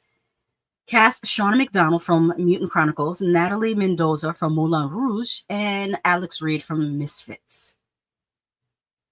The Descent Part 2 is also available. And of course, it continues the story from The Descent, the original Descent. Let's see here. Kal-El says, Vizio is a stream service now? Sheesh. Hey, I'm all for any place that gives me free movies to watch. Tony Mean says, oh shit, weird horror. What have I got myself into by telling Lady Shasha about not seeing Hereditary? It's not what you think. It's more fast-paced than Men was. Sandy Absolute says, I've heard about Men, but haven't watched it. Now that you've said that, I don't know if I will. Oh, you got to at least see the end of it, Sandy. The ending of Men you will not forget. I'll tell you that much. And it has beautiful visuals. But the ending with the practical effects, chef's kiss. Okay, Tony says they shouldn't have made Descent 2. I honestly, I don't even remember the Descent 2. I don't know whether I saw it because I don't remember it. Halloween 2 is another one they should have made. Yeah, Halloween 2 is available if you want to torture yourself with that. That hobo Michael Myers, I call it hobo Michael Myers. Yeah, no. Oculus, decent premise. Didn't love the digital effects. This is a Mike Flanagan joint, so I think that the scares are well timed, and the story is great. It comes from a short film called Oculus, but I feel like the effects kind of ruined it for me. But great gateway horror, PG-13 type horror. The Bad Seed, the original Bad Seed. I enjoyed that. If you have not seen the original Bad Seed, please watch it. There's also an episode of Poker Face that reminds me of the Bad Seed from season 2, episode 6. Reminds me of the Bad Seed very much. Phantasm, we know this is a classic. Acknowledge it as a classic, that it is. 1408, very cool movie. Not my favorite Stephen King movie, but a good entry. The Scare House. I reviewed this with Girl House. One of them I liked better than the other. I can't remember which one it was. I think it was Girl House I liked better than Scare House. Yeah. This is a slasher movie, not so great. Watch Girl House instead of Scare House. The Collector, of course, is a good it's 90s or early 2000s. I think it might be early 2000s. Modern slasher movie. Pretty good. Tiny Cinema. Don't know anything about it. Says here, a mysterious stranger tells the twisted tale of seemingly unconnected strangers caught in a series of otherworldly events whose lives will change in incredible ways forever. So I'll have to check that out to figure out whether I like it or not. I haven't heard of it before. Tiny Cinema. Extremity. This is another one I have not seen. A young woman obsessed with horror subjects herself to hours of grueling torment inside an extreme haunt in an attempt to confront her fears and conquer the tragic past that haunts her. Now, that could be good or it could suck. We'll have to see. The Fanatic. I heard not so good things about The Fanatic. A rabid film fan stalks his favorite action hero and destroys his life. It sounds like something similar to The Fan with Robert De Niro and Wesley Snipes. I recommend watching The Fan. Now, let's see here. Tony Man says, I don't think you saw it. I watched it about 6 years ago. Different time then. Okay. So that's what's that. I will share one last thing and I'm going to get out of here because I am hungry and I didn't eat lunch. I just had a little breakfast bar and I feel a little lightheaded. So I better go eat something. But before I go, to answer Kal-El's question about Black Slasher, if you go to my Letterboxd, I made a list of Black Slasher movies to watch on this Juneteenth weekend. And I recommend watching a Black Slasher movie and supporting Black American content. Black Slasher down here is what I watched last night, and it was a lot of fun. It's available on Tubi. It's very low budget. It featured a cast that is entirely from Baltimore, and I enjoyed the Baltimore accents. And like I said, it was a lot of fun. Check it out. You can see there's a lot of movies on here going back to 1992's Axum, coming on up to 2025's The Killing Cove. These are Black slasher movies. Check them out. Most of them are available on Tubi. Some of them are on Plex. Some of them are on Pluto TV. I think I'll write an article on my whatdidijustwatch.com on Black slasher movies and where to find them a little bit later. But for now, let me get out of here so I can get something to eat. Thank you all for coming through. I hope you all have a good and restful Juneteenth weekend, and I will see you next week. Bye-bye.